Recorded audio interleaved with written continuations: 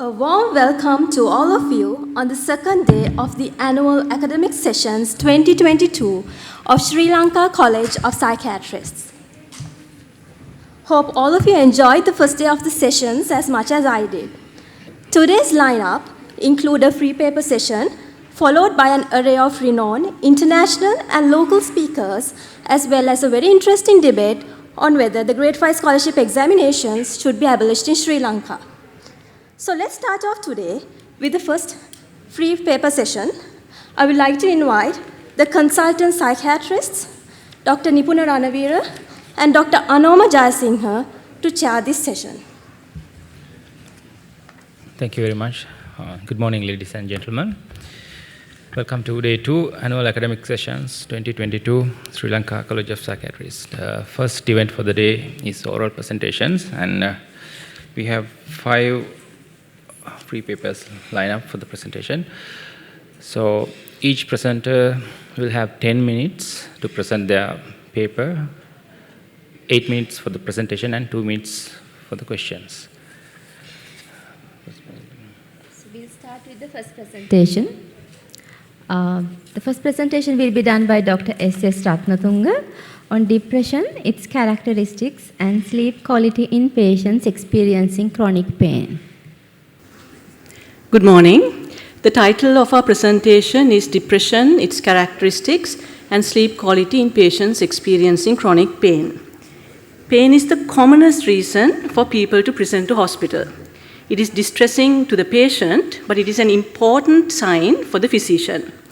It helps in diagnosis as well as measuring recovery. But that is acute pain. Chronic pain actually serves really no big purpose, and it leads to complex, interrelated physiological, immunological, psychological, and social disabilities. And I'm sure the audience here can appreciate the relationship between psychological morbidities, such as depression, and chronic pain, and how they confound each other. There are pain clinics at various levels of development all over Sri Lanka, and there are very well-established pain clinics at the Maharagama Cancer Hospital and at the National Hospital of Sri Lanka. The National Hospital of Sri Lanka has a multidisciplinary team-run pain clinic, and our study was based here. The specific objectives of our study was to assess the prevalence of depression in chronic pain, categorize the severity, and identify any associated socio-demographic and clinical factors related to the depression. We also understand that sleep quality is a prominent entity in chronic pain, and we also went on to study the prevalence as well as the associated components of sleep quality with regards to chronic pain. This was an analytical study, and we calculated the sample size to be 138, which aimed to detect a prevalence of depression of 10% in patients with chronic pain. So chronic pain was defined as patients experiencing pain for more than 3 months. And we excluded patients who were known to, as we were looking at the consequences of chronic pain, or chronic pain as an etiological entity in depression, we excluded patients with a diagnosed psychiatric illness and long-term medical conditions known to be an etiological factor in depression. These were our data collection instruments. The CEST was associated with a clinical interview, was used to assess depression. This was validated by our team. The Sinhala version was validated by our team a couple of years ago. We used the PSQI, the Pittsburgh Sleep Quality Index, to assess sleep quality. This was again, the Sinhala version was validated by us. The numeric rating scale and the pain clinic records were used to assess pain, the severity of pain and pain-related clinical factors.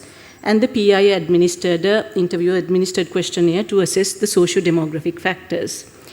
So there was an almost equal distribution between the two sexes, and this was the patient population was predominantly from the Western province. Now, this is an interesting slide. This is the occupations of patients. The occupations of patients were classified according to the International Standard Classification of Occupations. The orange bar depicts a number employed in various occupations prior to be given a pain diagnosis. And the blue graph depicts their occupation prior to the diagnosis. And the interesting finding here is the loss of occupation in almost all skill categories, and how the unemployment bar, that is the bar at the very top end, has elongated after the pain diagnosis.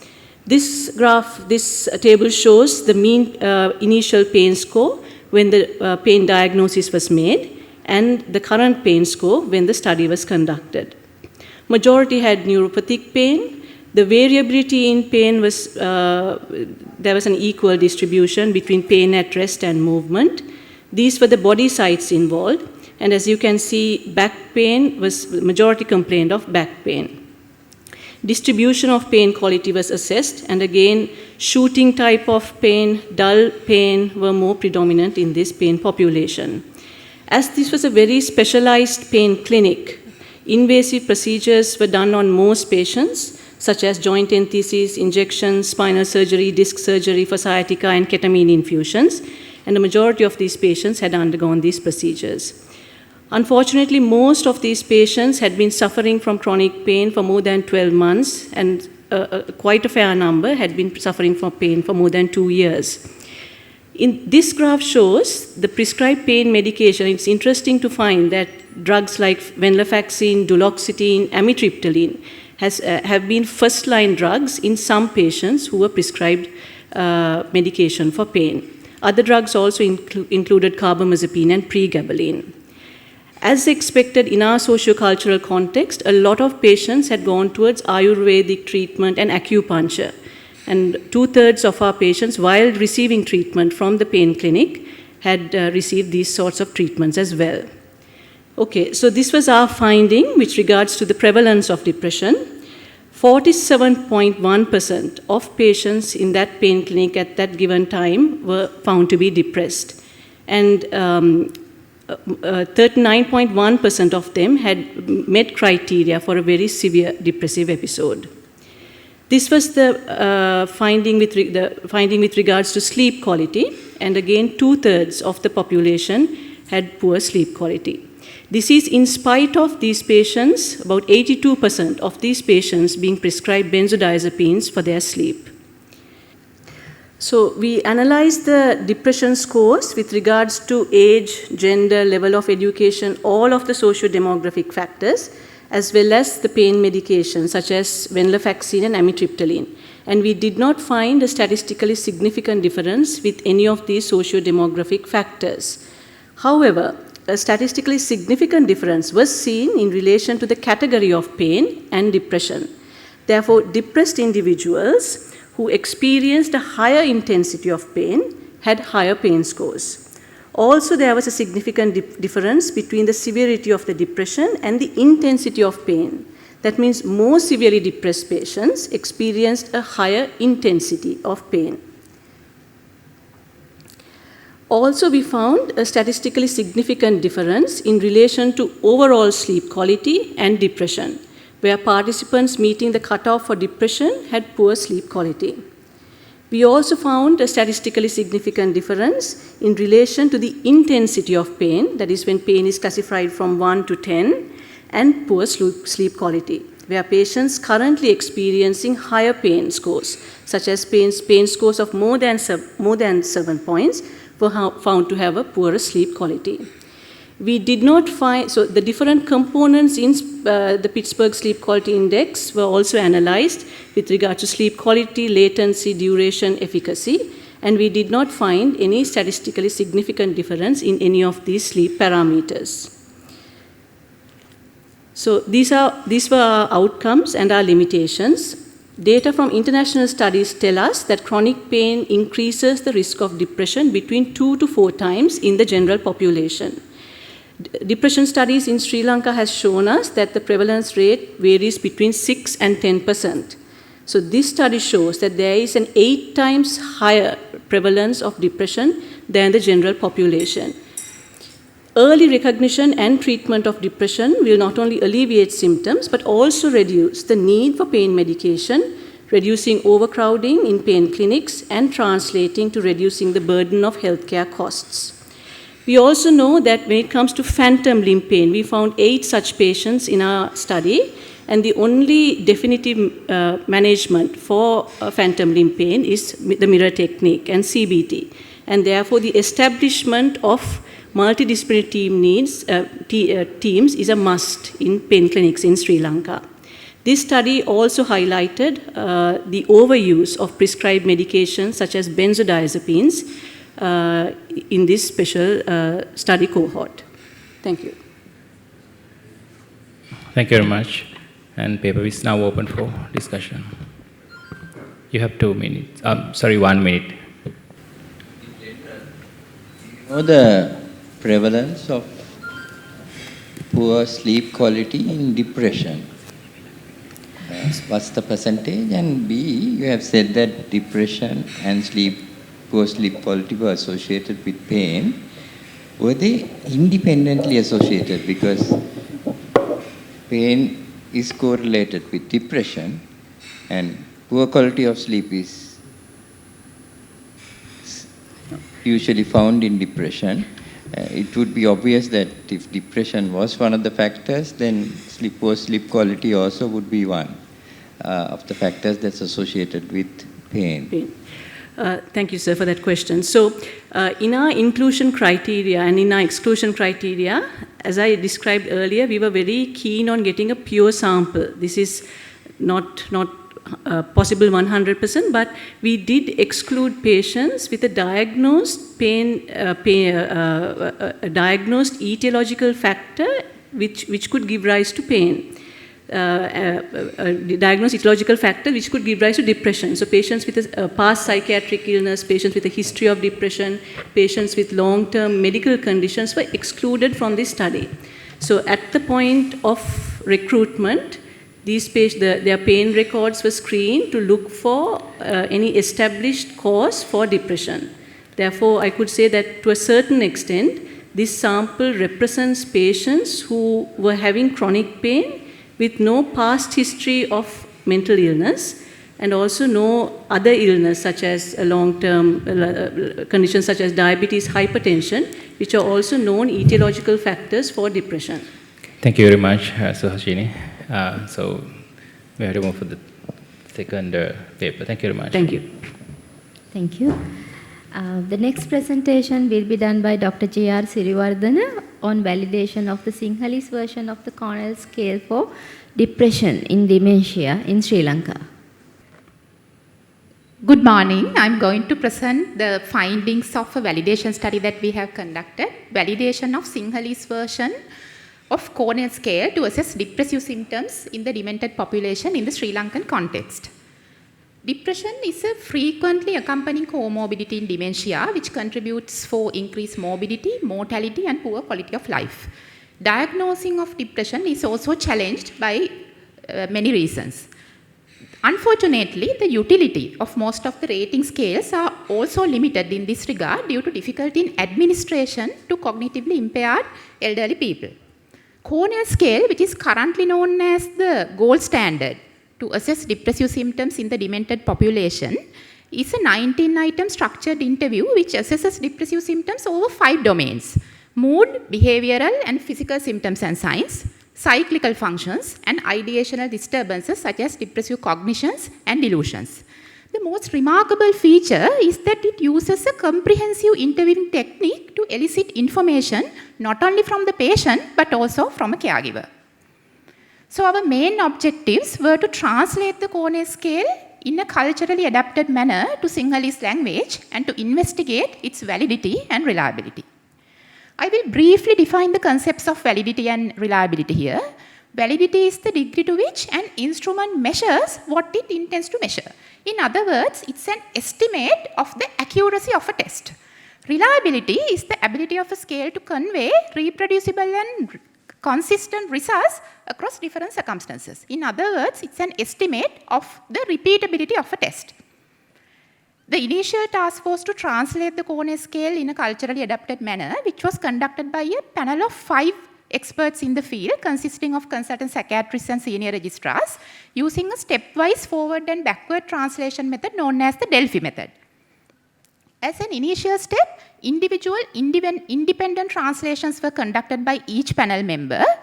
Later, the panel assembled, translations were rated, and consensus was achieved, generating the version 1 of the coordinate scale. It was back translated into English by 2 bilingual experts, leading to the backward translation. It was compared with the original coordinate scale to detect any misunderstandings, mistranslations, or inaccuracies. Few minor modifications were done, generating the version 2, which was pre-tested on 10 patients and assessed for feasibility in administration, comprehension, and clarity. Few minor modifications were done again, generating the final Sinhalese version of the coordinate scale, or the CSDDS. Our main objective was to determine the validity of the CSDDS. There are different measures of validity. Face validity is the extent to which the scale is subjectively viewed as a suitable measure of depression in patients with dementia. Content validity is the extent to which each item represents all facets of depression. Semantic validity is the extent to which the terminology in the original document is compatible with the translated version. A panel of experts who were not involved in the translation process went through the scale and gave their approval with regard to these 3 types of validity. Criterion validity is a more accurate measure of validity. It is the extent to which the results yielded by a study are correlated with the gold standard. For our purpose, clinical diagnosis of depression by a clinician using ICD criteria was considered as the gold standard. Concurrent validity is another type of validity. It denotes the degree to which the test findings correlate with other existing measures of the same construct, or other scales, in other words. It was assessed against the Sinhalese validated version of geriatric depression scale, which is currently being widely used to assess depressive symptoms in elderly population. To determine the validity, we conducted a descriptive observational study. Both in and outpatients were incorporated from NIMH, NHSL, and a residential care place. People with mild to moderate dementia who are able to communicate in Sinhalese language were incorporated, while demented, severely demented, delirious, and people who are unable to communicate in Sinhalese were excluded. Sample size was calculated as 108 using this formula. Prevalence was taken as 32% according to a recent study. Duration was 18 months. These are the study tools used. MMSE to determine the level of cognitive impairment, a brief questionnaire to obtain some socio-demographic data which are relevant, and the coordinate scale was administered in 2 steps. Initially to an informant, either to a nursing officer, a residential care worker, or a family member, depending on the setting, followed by interviewing and observing the patient, generating the final coordinate score. Geriatric depression scale Sinhalese version was also administered to the same population. Clinical assessment for depression was done by a consultant or SR to determine depressive symptoms. The tool administrators and the clinicians were blinded. These are the results. This is how the 108 sample was scattered across different settings. Majority were the inpatients from NIMH, but there were outpatients as well. The mean age was around 70 years. Roughly equal numbers of males and females represented the sample. This histogram represents the age and gender distribution of the sample.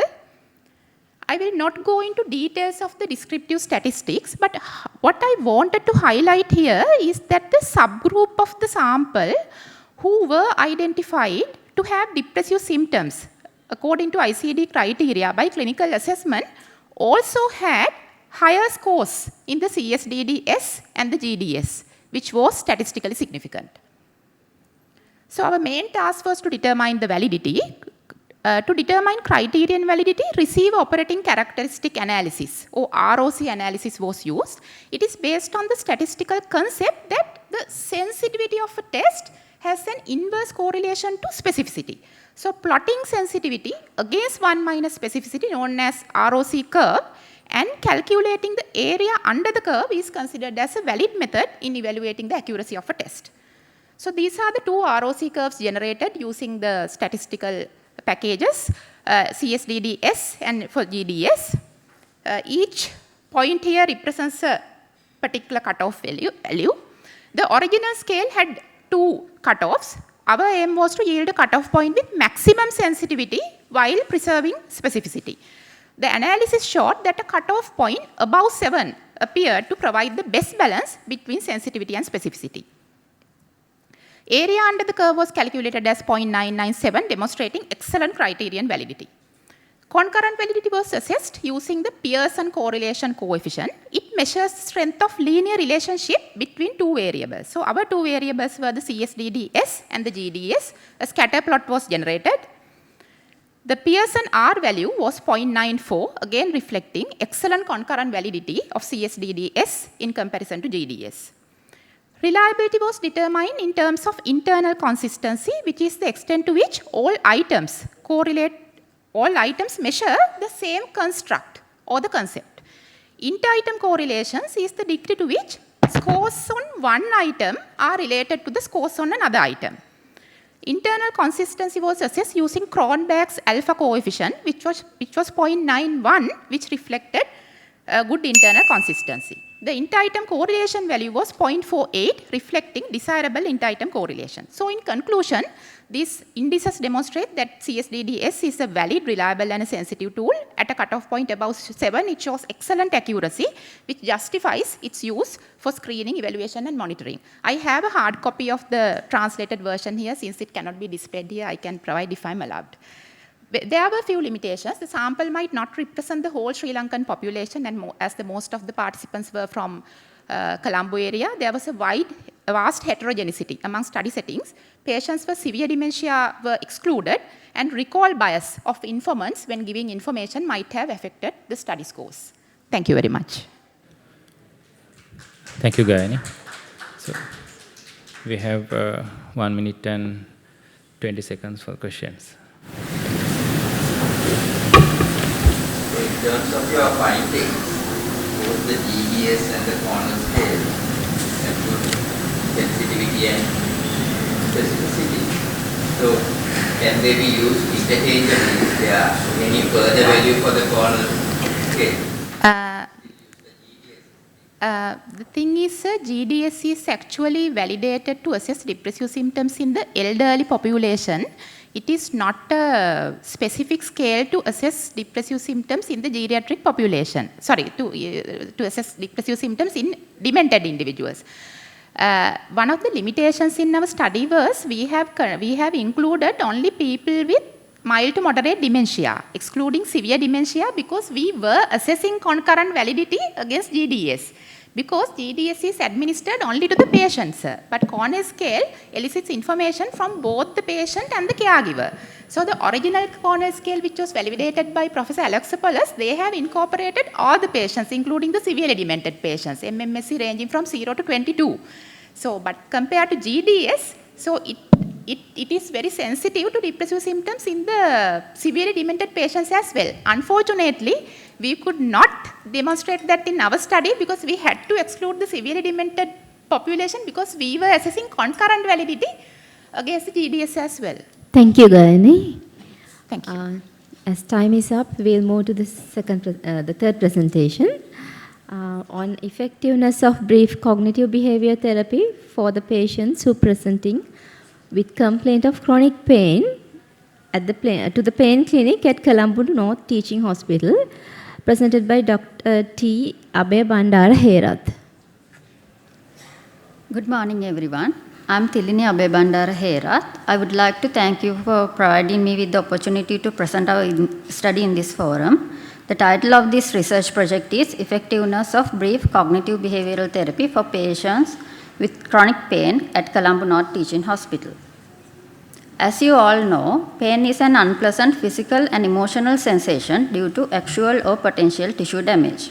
Acute pain is a symptom of an underlying disease. However, when it becomes chronic, persists for more than 3 months, it becomes a disease by itself. Most acute pains are nociceptive due to some form of tissue damage, whereas most chronic pains are secondarily neuropathic due to the certain reversible and irreversible changes in the nervous system, which are collectively called sensitization. Chronic pain is one of the commonest conditions in worldwide. Approximately 100 million adults in the United States are affected by chronic pain at any given time, with chronic low back pain and headaches are the most common conditions. Further, it has been more recently hypothesized that chronic pains and other non-communicable diseases are closely linked to a pathological process called meta-inflammation. However, the exact prevalence of chronic pain is not known in Sri Lanka. It is believed to be a common condition with the rise of other NCDs in Sri Lanka. Its relevance is even more important. This study focuses on reducing the distress and handicap with brief cognitive behavioral therapy for patients with chronic pain in Sri Lanka. When we say brief cognitive behavioral therapy, because original cognitive behavioral therapy will be amended to make it more suitable for Sri Lankan context. It has been made shorter, briefer, and less homework based. So our main objective was evaluating the effectiveness of brief cognitive behavioral therapy in reducing the distress among Sri Lankan patients with chronic pain. Apart from this main objective, we aim to assess feasibility of brief cognitive behavioral therapy to evaluate effectiveness of brief cognitive behavioral therapy in improving associated functional impairment and depression. This study is a single-blind randomized controlled trial which is conducted among the patients with chronic pain who are treated at multidisciplinary pain clinic at Colombo North Teaching Hospital, Ragama. Consenting adult patients who are complaining of chronic pain lasting more than 3 months were included in the study, and people who are not conversant in Sinhala language or previously received psychotherapy or has a history of psychotic disorder dementia were excluded. We were recruited 70 patients with chronic pain and excluded 10 patients and included 60 patients for the study who met the inclusion criteria. These 60 patients were randomized using block randomization. 30 patients were included in the intervention group and 30 were control group. Randomization was done by using computer random number generator according to 1:1 ratio. Participants who was blocked into group of 5 according to age and gender. The participants, treating clinicians or researchers had no influence over randomization or allocation.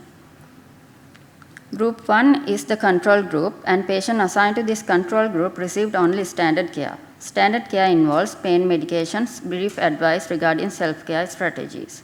Group 2 is the experimental group, which were received standard care, and they received 6 CBT individual sessions over 6 weeks. We were used 2 measurements, multidimensional pain inventory used as the primary measurement and Beck depression inventory, and revised Didiac adjustment scale and visual analog scale used as the secondary measurement.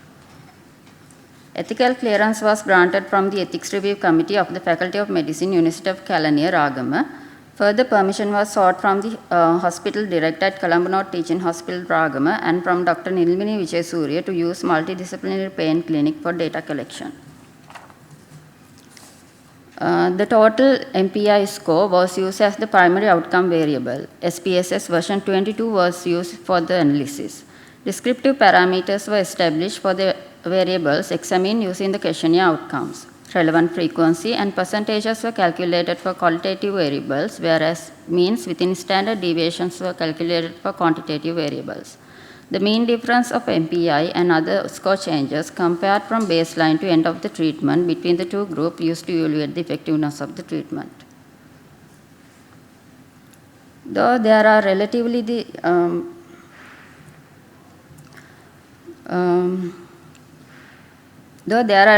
the same mean MPI scores in both intervention and control groups in an initial assessment respectively, the post-assessment indicated that there was a notable improvement of MPI scores in the intervention group. This table also shows that there was significant reduction in BDI and RDAS scores in an intervention group. This graph shows the improvement of the intervention group. The orange color line shows the visual analog score before the treatment, and brown color line shows the after treatment scores. This graph also shows the visual analog scores in the control group. Same as the first graph, orange line shows the baseline scores and the brown line shows the scores after 6 weeks.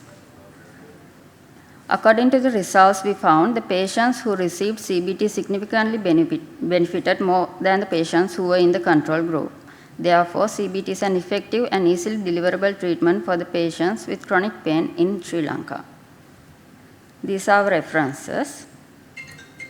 Thank you. I'm happy to answer any of the questions you may have, any clarifications you may require. Yes.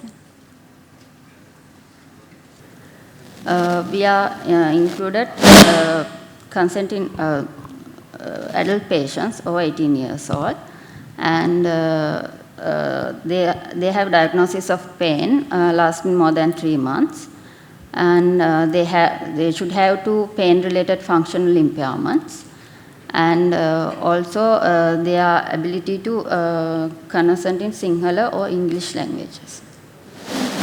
Exclusion criteria is people who cannot conversate in Sinhala or English languages, and people who are disoriented or have intellectual disability, dementia or expressive difficulties, and current engagement in psychotherapy or behavioral intervention for any indication, or receive any medical treatments like surgery thing known to impact pain-related outcomes, and patients with acute high suicidal risk, and current active substance use problems, and instability psychiatric illness such as active psychosis or current mania.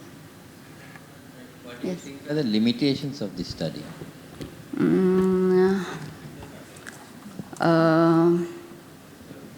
Maybe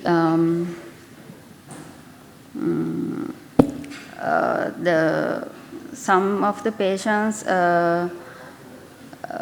develop the pain-related other pain-related distress after. Yes. Yeah.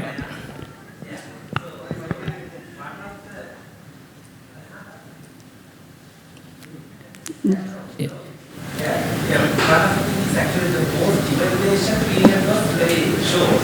Like, because soon after CBT we actually evaluated patients. So had we evaluated them 6 months afterwards, the pain course would have been different. That was one of the major limitations we had. And obviously the other thing is the smaller sample size. Moving on to the fourth presentation on validation of Tamil version of the Copenhagen Burnout Inventory. The presenter is Dr. H.M.N. Tissera. Good morning, all of you. Today, I'm going to present our study, Validation of Tamil version of Copenhagen Burnout Inventory.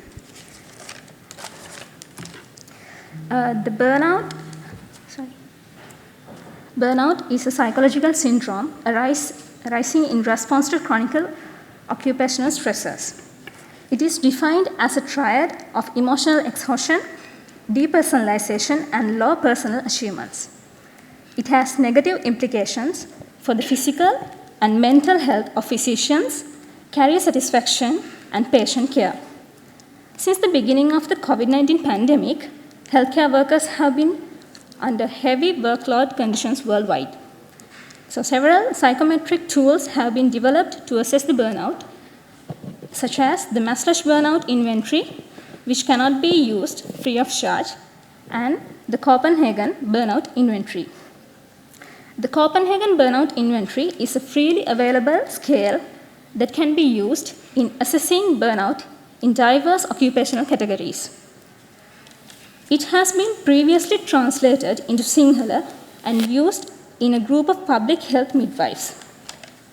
A validated Tamil translation of the CBIs was hitherto unavailable. Before this study, there was no Tamil translation for CBI validated. Therefore, we were unable to do any research on burnout among Tamil population in Sri Lanka. The Copenhagen Burnout Inventory is a 19-item survey with positively and negatively framed items. It has 3 areas: the personal burnout, work-related burnout, and client-related burnout. As for the objectives, we took to translate CBI into Tamil and to assess the psychometric properties, including the factor structure, conversion validity, and internal consistency. As for the methods, the CBI was translated into Tamil using standard procedures, and the forward and backward translations were carried out by independent bilingual experts. As for the forward translation, one of them was expert who is aware of the concept of burnout, a consultant psychiatrist. The other bilingual expert was a layperson who was not very familiar with burnout.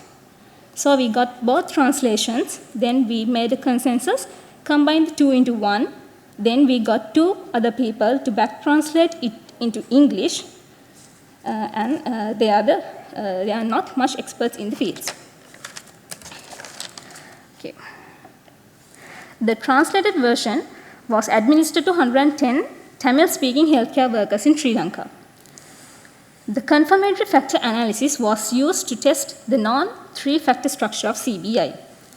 Depression, anxiety, and stress scale, the JAS-21, was concurrently administered to assess conversion validity. Why we selected the depression, anxiety, and stress scale was that we know that burnout is a separate entity, but it is closely related to other mental health problems. As an example, the people with higher burnout are likely to be depressed, likely to be anxious and stressed. We wanted to check whether the burnout coverages, that's why we did the conversion validity to check the burnout conversions with others.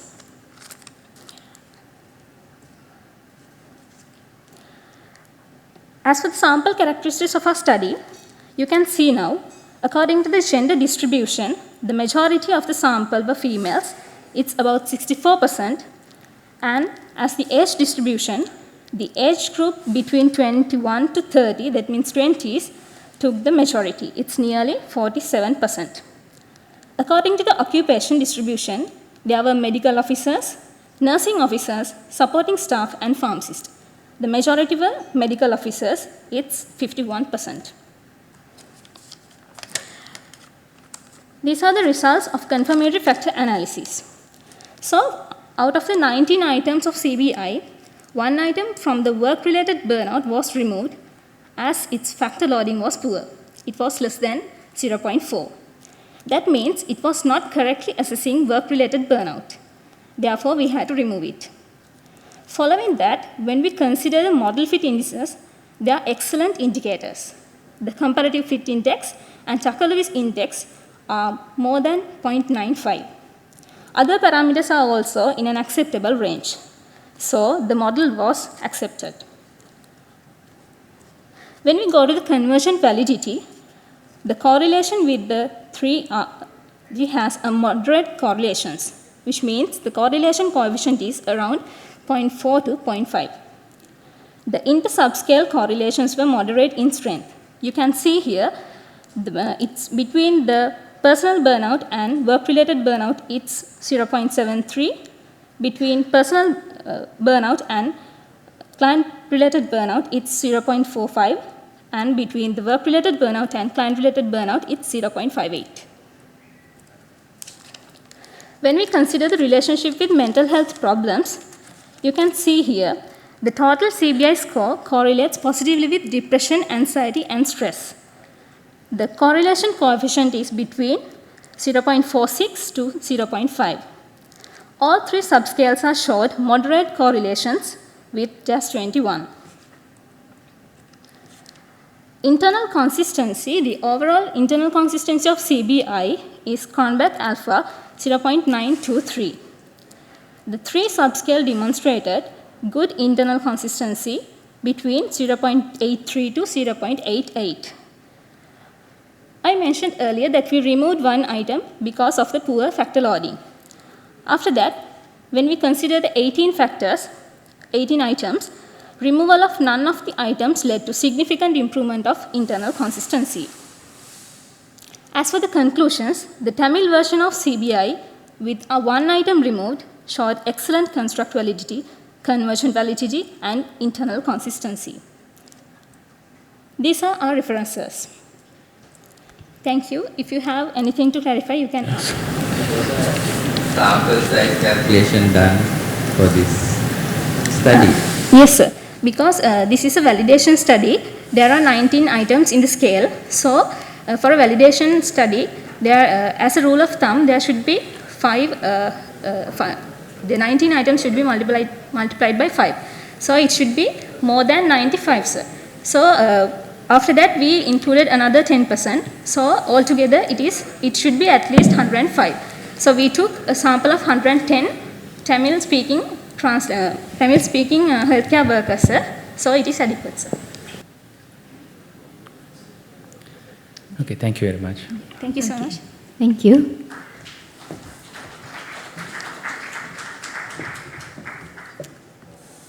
The next presentation will be done by Dr. S.M.A.N. Samaranayaka on self-medication with gender-affirming hormonal treatment and knowledge about its adverse effects among patients attending to the General Dysphoria Clinic at the NIMH.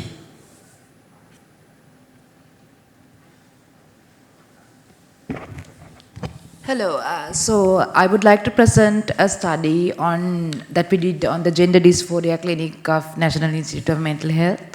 It is on self-medication with gender-affirming hormonal treatment, and we wanted to look into the knowledge about the side effects, adverse effects of the gender-affirming hormonal treatment among patients as well. So just to recap, what is gender dysphoria? Broadly speaking, gender dysphoria is the distress that is caused when the person's biological sex or the sex assigned at birth and their gender identity do not quite match. So there are many terms used in it in slightly different contexts. So the term I use, gender dysphoria, is the DSM-5 term. So what are gender affirming medication? They are hormonal treatment that suppress hormones of the biological gender while amplifying the hormones of the preferred gender so that the hormone levels resemble that of the preferred gender. So they are frequently used in the gender transitioning process, and they were found to have significant reduction. They were found to cause significant reduction in distress in transgender individuals. So these are the most frequently used gender-affirming hormonal treatments that we generally use and are recommended. So self-medication refers to taking of drugs, herbs, or home remedies on one's own initiative or on the advice of another person without consulting a doctor. This is a recognized problem among individuals with gender dysphoria worldwide, and many reasons have been postulated in the literature: lack of access to specialized care, a long waiting time till the first clinic visit, and fear of discrimination, as well as we are talking about the transgender community. So why is self-medication so concerning? The first is that, as you can see, there are many potential adverse effects in gender-affirming hormonal treatment. As useful as they are, the possibility of adverse effects is there as well. So when you are prescribing gender-affirming hormonal treatment, you need to do a psychiatric assessment, an endocrinological and metabolic assessment, and a thorough risk assessment as well. The other thing is, if the patient or the person is not aware of the side effects, they might be more free in manipulating the doses, and the route of obtaining self-medication is also concerning. Authors have noticed concerns about buying medication through the internet, like problems in the shipping process and counterfeit products. So there was a dearth of research regarding gender dysphoria in Sri Lanka in general, and we could not find any studies exploring this niche of self-medication. So our study's objective was to explore the practice of self-medication with gender-affirming hormonal treatment in clients participating in the Gender Dysphoria Clinic at NIMH. And specific objective-wise, we want to describe the socio-demographic features of the population, to find out the routes of obtaining medication, to describe reasons for self-medication. And on the other hand, we also wanted to know the knowledge about side effects and the prevalence of common side effects in this population. So this was done as a descriptive cross-section study, where the study population were clients who are older than 18 years old, or 18 years, attending the Navodaya Gender Dysphoria Clinic with a diagnosis of gender dysphoria. And regarding the exclusion criteria, we excluded those with comorbid severe mental illness unless they were in remission. And we gathered the data using a self-administered questionnaire. So for the results, now our sample was 85. There was a sample size of 85. Regarding the demographic characteristics, we found that the vast majority of our clients was female to male transgender, 89.4%, male to female was 9.4%. And regarding the educational level, actually more than 90% were educated up to O levels. Regarding the age distribution of participants, you may notice that there are many participants, most participants who are younger than 30 years old. Actually 80% were less than 30 years old.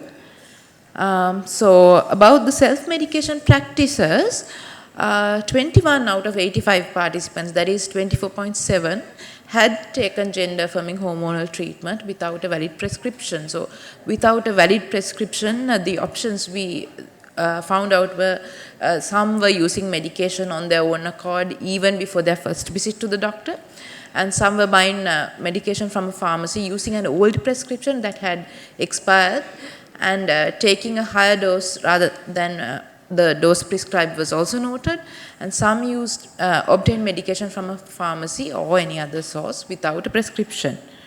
So the modes of obtaining medication, even though the majority of a significant proportion of participants did not disclose their avenues of obtaining the medication, among the rest, most of the medication were taken from a pharmacy. So the reasons for self-medicating, almost 1/3 of the impression that the waiting time before the first clinic is too long, which I admit is a significant problem because now there is at least a few months of waiting time, which we are trying to reduce actually. And the difficulty to physically reach a gender dysphoria clinic or a doctor was also an issue in 16.5%. 14.1% said that the clinic procedure is difficult, and 10.6% said they could not afford to see a doctor or come to the clinic. Regarding this difficulty in reaching a gender dysphoria clinic, bear in mind that this study was done from April to July this year. So I think we all have difficulty reaching point A from point A to point B these days. So knowledge regarding the drug side effects, these were the drug side effects we were concerned with. These are the most common drug side effects that are given in the World Association of Transgender Health Guidelines. So what we found was that only 42 out of 85 participants were aware of at least one common side effect of gender-affirming hormonal treatment. And regarding experiencing side effects, 12 participants, that is 14.1% participants, experienced at least one common side effect.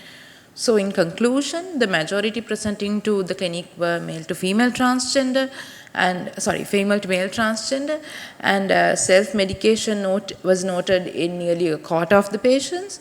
More than half had inadequate knowledge about adverse effects of treatment, and regarding the reasons for self-medication, long waiting lists and difficulty in reaching the clinic were recognized by many. So just to look back on what these results mean, the majority being, I'm sorry about the typo, male to female transgender is actually consistent with the world statistics. Generally, it's 1 in 15,000 male to female and 1 in 38,000 female to male. So self-medication in nearly 25% also was consistent with other studies. Some studies found about 20%, 23%. It was quite close. But I think one of the most important points here is that we were sort of preaching to the choir with this research, because we were talking about self-medication in patients who were actually in our clinic. So there could be a much wider proportion of clients who are not coming to the clinic at all and self-medicating quite freely. So the actual proportion of individuals with gender dysphoria who self-medicate is likely much greater. And also the poor knowledge about common side effects was concerning, since more than half did not know the common side effects. And when we examine the clinic process, giving knowledge to patients about side effects was done in the first visit. However, it seems that this knowledge is not quite retained. So there is a need for continuous patient education, and there are measures there's a need for measures to reduce waiting lists. Perhaps we could have a more decentralized service. Now, of course, there are several clinics aside for the ones in Peradeniya and NIMH. So more clinics, more doctors, a general increase in accessibility would reduce this problem, we feel. So these are my references. Thank you for listening. Thank you very much. We have 1 minute for question. Thank you. Was there a hypothesis that you tested in this study? We were wondering whether there was an increase in, whether there was a significant proportion who did not have enough knowledge about self-medication. It was not a hypothesis per se, we just wanted to see what the situation was like.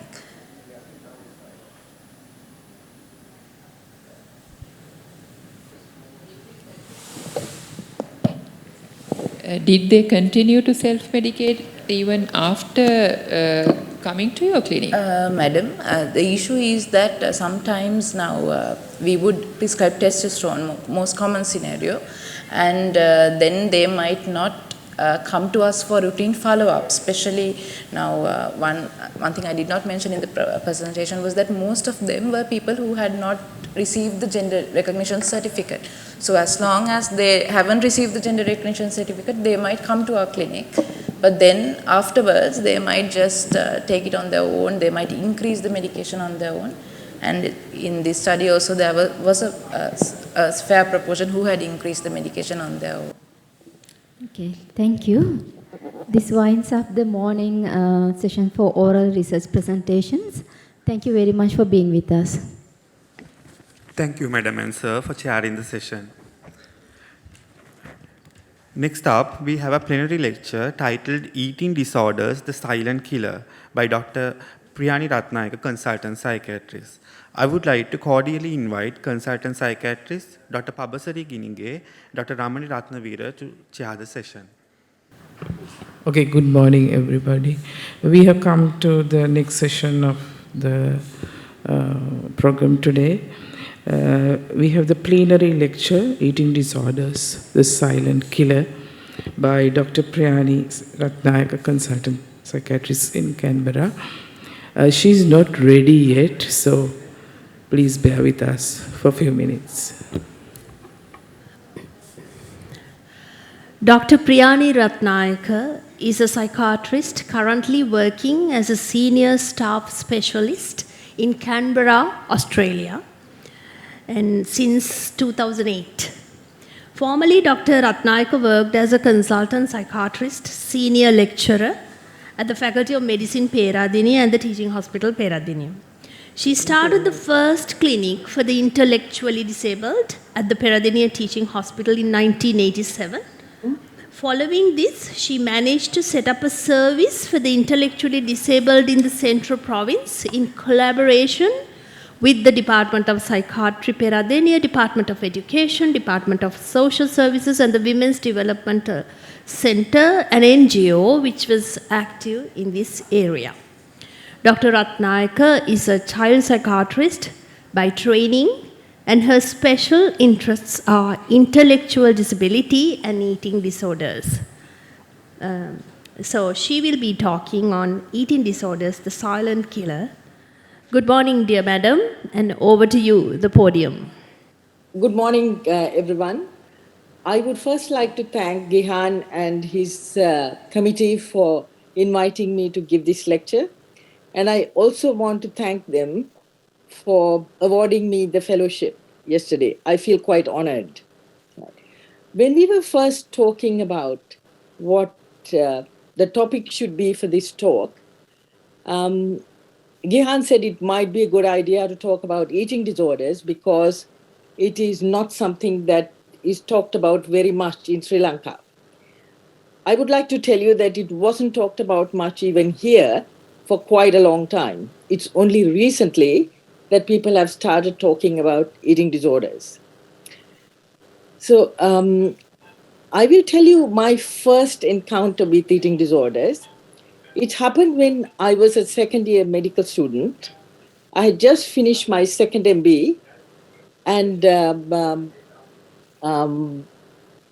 I had finished my second MB and started my clinical work. The first appointment I had was a medical appointment. And when I went to the medical ward on the first day, I was given 5 patients, and one of them was a girl called Jayanti. When I went to see Jayanti, she was seated on her bed. She was propped up on her bed. She was very, very thin. And there was a drip running, and there was a plastic bucket by the side of her bed. And she kept spitting into it and also dry retching from time to time. She looked exhausted. I tried to talk to her, but she could hardly speak. So after a few minutes, I gave up and tried to reach the bedhead ticket. And in that, there were a whole lot of investigations that were recorded. And also, there were a number of differential diagnoses. There were 15 to be exact. And at the bottom of that, they said question mark anorexia nervosa, right? So I then, that day I went home. The next day I returned. And when I returned, Jayanti was not there. On her bed, the mattress was folded up. And when I asked the nursing staff what had happened to her, they said, oh, she died last night. She died of a cardiac arrest. So that was my introduction to eating disorders. And Jayanti has stayed with me all these years. It was almost like a baptism from fire for me. So let me take you, before I start about eating disorders, let me take you through the myths that are prevalent, right? People believe that eating disorders are not serious, that they choose to not eat, and that it is about vanity. They do not believe that they are life-threatening illnesses. And they also believe that they are a normal part of life, right? Usually, if with the diets are moderate and the exercise is moderate, it has been shown to be safe, but unhealthy dieting practices have a lot of physical and mental health consequences. So eating disorders are also thought to be a cry for attention. Believe me, they are not. In fact, the people who have eating disorders do not want to be seen. They'd rather not be seen. Families are also blamed for eating disorders. People believe that it is because of certain parenting styles that people become eating disordered. No, it has not been proven that people with eating disorders develop them because of bad parenting. And the last one, which is that the myth about it only white middle-class females who have eating disorders, that was dispelled a long time ago, right? It can affect anyone of any age. They can be adolescents, young adults, or even older adults. And it affects both males and females, right? Well, are you aware that the majority of the jockeys who go for horse racing are eating disordered? They are expected to be strong, but they are expected to maintain their weight below 54 kilograms. So they are either anorexic or bulimic. And they are very strong, but they are eating disordered.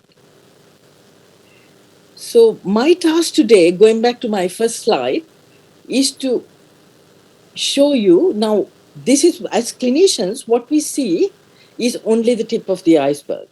What my aim today is to try and show you the submerged part and see whether we can do anything about it. So let's look at what normally... Madam, would you please excuse us? There's a little problem of projecting your slides. Okay, now they are coming. Yeah. Okay. Please start. Sorry about it. So let's look at what normal eating is. So normal eating is when you consume food in a mindful way you eat regularly, and you have variety in your diet, you try to include all types of food groups, and when you're full, you stop it, right? You're able to do that. What is disordered eating? Disordered eating it can be restrictive eating, it can be compulsive eating, it can be irregular eating, or inflexible eating. And dieting is one of the most common forms of disordered eating. And I'm sure most of you in the audience would have tried some diet or the other at some stage in your life. There are all sorts of diets now. There are paleo diets, there's intermittent fasting, there are lots of diets available. So people do try for a variety of reasons. So let's look at what eating disorders are. Eating disorders are serious mental health problems. They're characterized by disturbances of thoughts, behaviors, and attitudes to food and eating. And for some people, this extends to a preoccupation with excessive exercise or preoccupation with about body weight and shape. So this is a classification of eating disorders in DSM-5 and ICD-11. As you can see, the ICD-11 has 2 items less than DSM-5, right? But what you're focusing on today is mostly anorexia, bulimia, and binge eating disorder, because they are the most common. So in a nutshell, this is what anorexia is.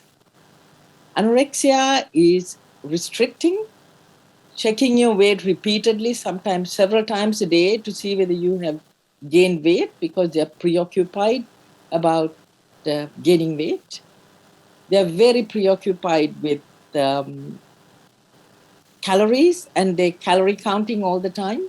Some of them are preoccupied with body image. So even at very low weight, they see themselves as large when they look in the mirror, right? And some of the anorexics purge, and some of them binge. This is bulimia. And interestingly, bulimics are not easily noticed because they are either normal weight or slightly overweight or slightly underweight. But they too check their weight religiously. They also may have body image distortion, and they binge and purge. But some of them, instead of purging, some of them exercise excessively. And this is binge eating disorder. A binge eating disorder is characterized by eating large quantities of food over a short period of time, even when you're not hungry.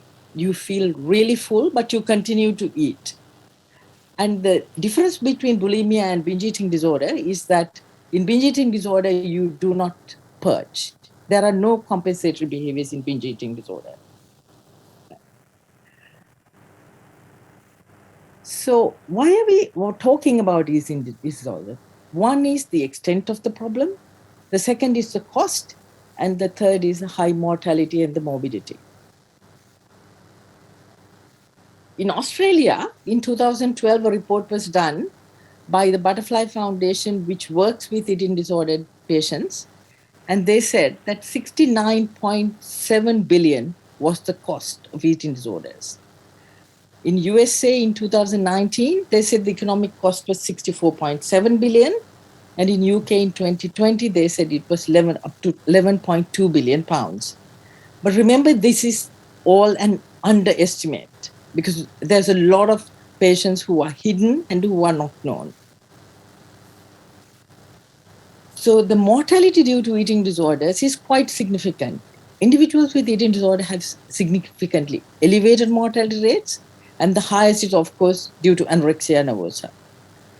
And one of the important things is that the age at assessment is a significant predictor. If you diagnose it early in young people, that means the prognosis is poorer, right? And 1 in 5 individuals who die of anorexia nervosa commit suicide. When you look at standard mortality rates, you find that anorexia has the highest rate, then comes binge, bulimia, and then comes eating disorders not otherwise specified. So some of the important things I would like you to take away is that if somebody has been treated as an inpatient for anorexia nervosa, when you compare them to age and gender matched people in the general population, you find that their mortality risk is about 5 times higher. In people who have been followed up for bulimia or anorexia as outpatients, again, when you compare with the general population, you find that the mortality risk is about twice. And all of the disorders, anorexia, bulimia, and binge eating disorder, have a huge impact on the quality of life. Right? The cost of treating these patients is double that of normal patients, or normal patients, yeah. And eating disorders also carry risks for fertility and health risks during pregnancy and risks to the newborn. Now, let's look at the global burden of disease. That is the number of years lived with a disability and the number of years lost because of premature death. In 2013, anorexia nervosa and bulimia nervosa was added to the global burden of disease. But interestingly, in 2019, binge eating disorders were also added together with OSFED, which is other specified feeding and eating disorders. Right? In 2012, Australia said that the burden of disease for eating disorders was 52.5 billion compared to the burden of disease for depression and anxiety, which was 41.2 billion. So that gives you some idea about the extent of the problem. It's silent, but it kills. So this is a diagram which shows you the etiology of eating disorders. It's multifactorial. There are genetic factors, there are social factors, cultural factors, and also personality factors, right? And what you have to understand is that people move between the disorders. The restricting anorexic can become the binging anorexic or the binge purging anorexic. And or sometimes later on, they can become bulimic. So they can move on the scale. Before I come to that, I will ask you, if can anyone in the audience tell me which disorder is the most common, of whether it's anorexia, bulimia, or binge eating disorder? Many of us think it is anorexia. Unfortunately, it's not anorexia, right? It is the least common, but it is the most evident because they lose weight, right? The commonest is, strangely enough, binge eating disorder. But they are an invisible entity because they don't come to us. They don't come to psychiatrists. They go with other secondary problems to physicians. They develop diabetes, they develop hyperlipidemia, they develop hypertension. So they're seen by physicians, not by us, right? So anorexics are evident because of their loss of weight, and they come to us, but not the others. So as I told you, so binge eating disorder is the commonest of the problems, right? So this slide shows you the physical consequences of eating disorders, anorexia, bulimia, and binge eating disorder. And you can see that it affects all the cells, tissues, and organs in the body. Right? The next slide will show you the psychiatric comorbidities that you see in related to eating disorders, right? So all the disorders that we see, mood disorders, anxiety, substance use, OCD, PTSD, schizophrenia, everything, right? But the only thing is, we treat all these disorders, but do we ever think that these people also might be having an eating disorder, right? because many of our patients on antipsychotics gain weight, right? Do we ever ask them whether they are concerned about gaining weight? Not really, right? We are concerned about it, but we don't really ask them. Yeah? So you can see that 94% of eating disorder patients have mood disorders, right? So there should be a fair number of mood disorder patients who are having comorbid eating disorders. So these are the attitude of clinicians. One is lack of knowledge and experience, and because of that, we lack confidence and competence to treat them. Then there are the negative impressions that people are responsible for their illnesses, right? And constantly I hear nurses saying, look, they don't want to eat, so why should we bother, right? So then countertransference. Treating eating disorder patients can sometimes be extremely frustrating because it's not easy, and you sometimes feel angry with them. You feel very helpless sometimes because we can't treat them with a pill or a depot injection. You have to develop rapport and start working with them in order to change their attitudes and their thoughts and behaviors. And that is a long process. And that's why you feel frustrated and angry and helpless, right?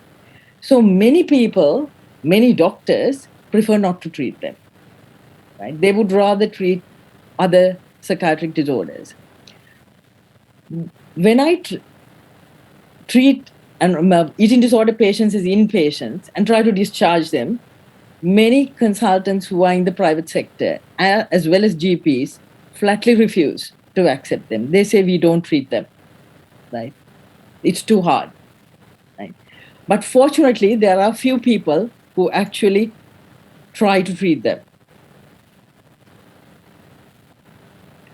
So this is the current thinking about eating disorders, right? This is from the quote from the paper by Professor Janet Trescher, who is a authority on eating disorders. She said that over the past 50 years, eating disorders have been increasing, and she attributes it to several factors, but one of them is that the abundance of food that we have and the availability of food. So therefore, she says that healthcare providers should routinely inquire about eating habits as a component of the overall health assessment. So let's look at detection and prevention. One is to try and educate in order to change attitudes. And you know how hard that is, train changing attitudes. And the other thing is to ask the right questions. So how can we change attitude towards eating disorders? One is we try to educate healthcare professionals, doctors, dentists, nurses, psychologists, anyone, right? We should try to educate them all because they would benefit from learning the facts about eating disorders in order to detect them. Because, for instance, it's very commonly dentists who will discover the people who are purging because of eroded teeth. So if they know what it's due to, then they are likely to refer them to someone who can treat them, right? And what has been also shown is that the first few years of training is critical because it allows people to see and assess as they go on. And also emphasize the fact that these are mental illnesses, serious mental illnesses with physical health consequences. So how do we go about changing attitudes, right? We need to educate students and clinicians. We have to educate them about the etiology as much as we know of it. We have to tell them about treatments that are available and how well they can work and why patients may behave the way they do in order to take away bias, right? And how to interact with patients in a way that validates them without negating them, right? If you are very confrontational. Patients do not form rapport with you, and you find it very difficult to treat them. So what can be done within a service? One is education and training. So you have to try. I think we should start with medical students, because by the time they become psychiatric registrars, it's good that we train them, but I think we should start with medical students. Then we also need to support people who treat patients with eating disorders, because as I told you earlier, it is a very frustrating experience. It's long, prolonged exercise, and you get very frustrated during the process. And so you need a lot of support. You need people to discuss it with. Discuss, okay, what options do I have? What should I do next? So prevention. So about prevention, I think we should, again, train all clinicians to ask the relevant questions, explore eating habits, concerns about weight and levels of exercise, right? And then give information about the medical and psychiatric consequences. So do we have a role in the schools? Yes, we do, I think, because children should be made aware of the importance of having a balanced diet. I think they already do, because we talk about samabara ahara available in schools, and I think that should be expanded. And we also should make them aware of the dangers of disordered eating. They should be made aware of the influence of media and how it affects their body image, and most importantly, build self-esteem in children. Build confidence and improve their self-esteem, because one of the crucial factors in eating disorders is their poor self-confidence and poor self-esteem. So we need a different approach at all levels across the specialties. And that is why I think we should target medical students, right?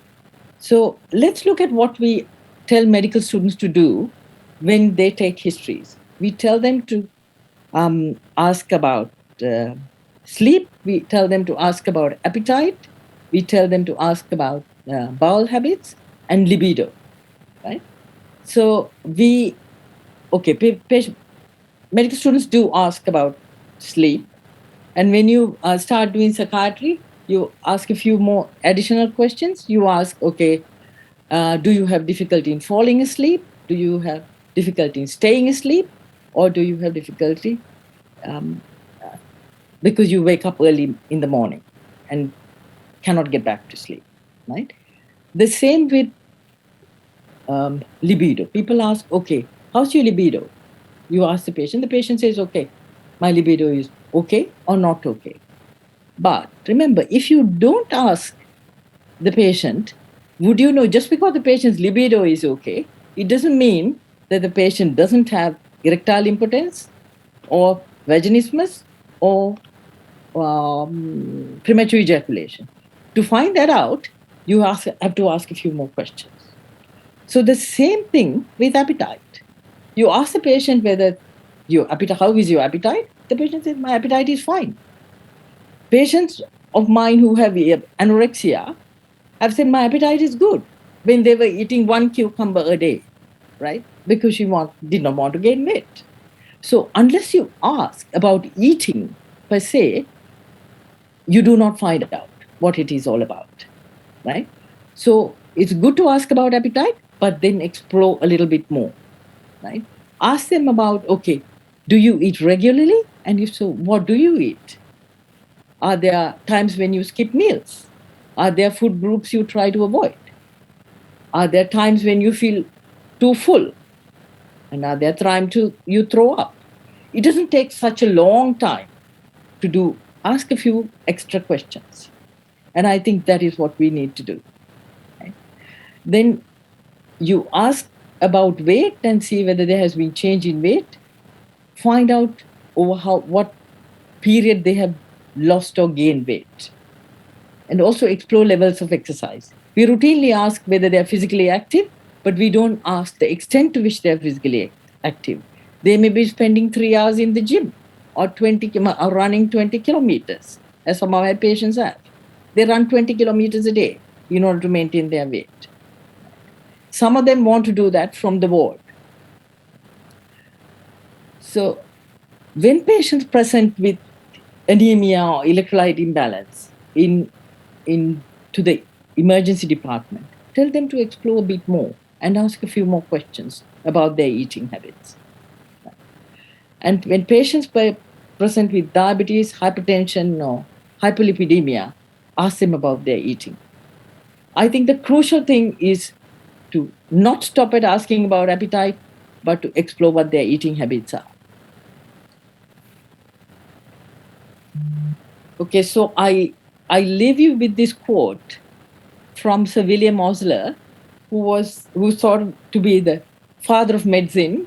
He was a Canadian psychiatrist who introduced the modern training for doctors. And he said that the good physician knows the disease the patient has, but that the great physician knows the patient who has the disease. Thank you.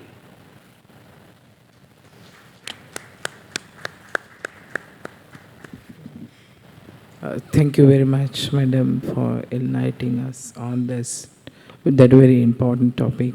We see, unfortunately, these patients at the time that it's almost a medical emergency.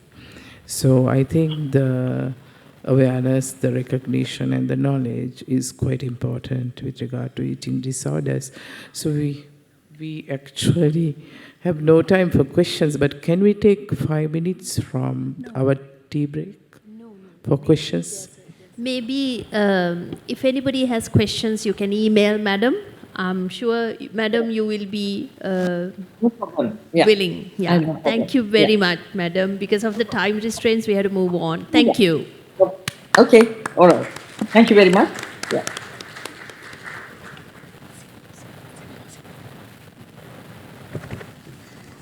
Thank you, dear madams, for chairing the session.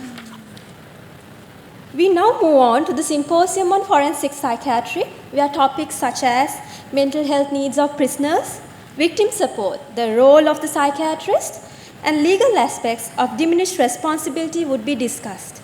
It's my pleasure to invite the consultant forensic psychiatrists, Dr. Susitha Mendis and Dr. Chitrahari Abhayanayaka, to chair the sessions.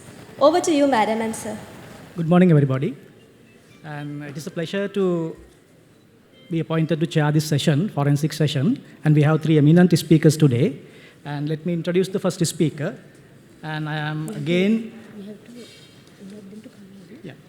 I am privileged to, and I'm honored to introduce the next speaker, first speaker of the session, forensic session, Dr. Danny Sullivan. He is a consultant forensic psychiatrist, currently Executive Director of Clinical Services of Forensic Care, responsible for the Victorian Public Forensic Mental Health Services. In addition, he has honorary academic appointments at the University of Melbourne and Swinburne University, and he provides expert evidence in most Australian jurisdictions. He trained in Melbourne and at the Moseley Hospital Institute of Psychiatry in London. He has master's degrees in medical law, bioethics, and management. And a personal note, and when we were in the forensic care in Melbourne, and he was a very inspiring trainer and a leader, and he was very kind, and despite his height, he was not threatening or intimidating at all.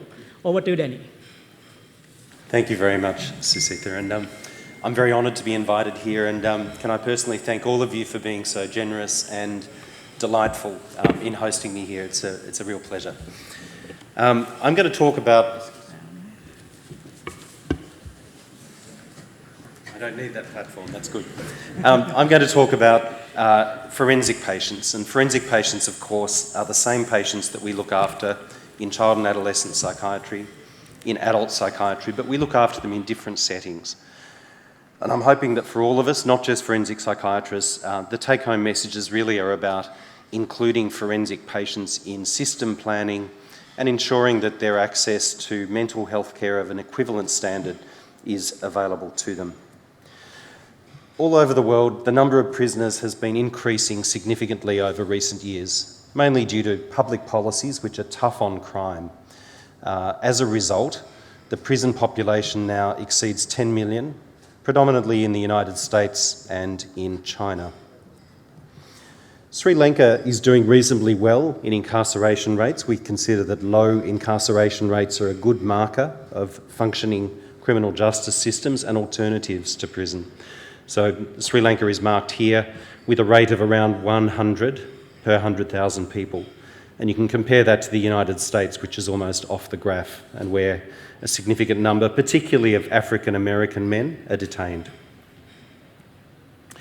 So I'm going to talk a little about some of the arguments for why good mental health care in prisons is not too hard to achieve and actually brings significant benefits in a range of different domains.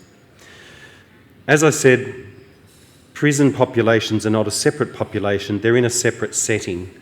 Almost all prisoners will return to the community, and what that means is that we have a very significant opportunity for intervention to assess a person's needs and to perhaps set them up with interventions going into the community which will reduce their risk of reoffending and improve their life, and of course improve the welfare of the community if we can reduce their offending. There are some significant obstacles to this though. The first of those is funding, and here Sri Lanka does not do well compared to the rest of the world in terms of the amount of money devoted to the healthcare of prisoners. And while acknowledging that it's not a wealthy country, Sri Lanka could still obviously focus more on providing equivalent healthcare to that which would be provided to a public patient in a public hospital. Nevertheless, there are still opportunities that can be made with small resources, and I'm going to talk a little about those at the end. The prison numbers also indicate, and probably you can't see at the very bottom, but the significant problem is of overcrowding with, according to these statistics from 2021, 186% of capacity. So prisons really holding twice the number that they were designed for. I'm going to introduce you to Sina Fazell. Sina is a professor of forensic psychiatry at Oxford University, trained in old age psychiatry and forensic. He spent a little bit of time in Melbourne in Australia some 25 years ago. But Sina is a phenomenal epidemiologist. He does amazing work with data sets, particularly from Scandinavia, which has very well developed data linkage capacity.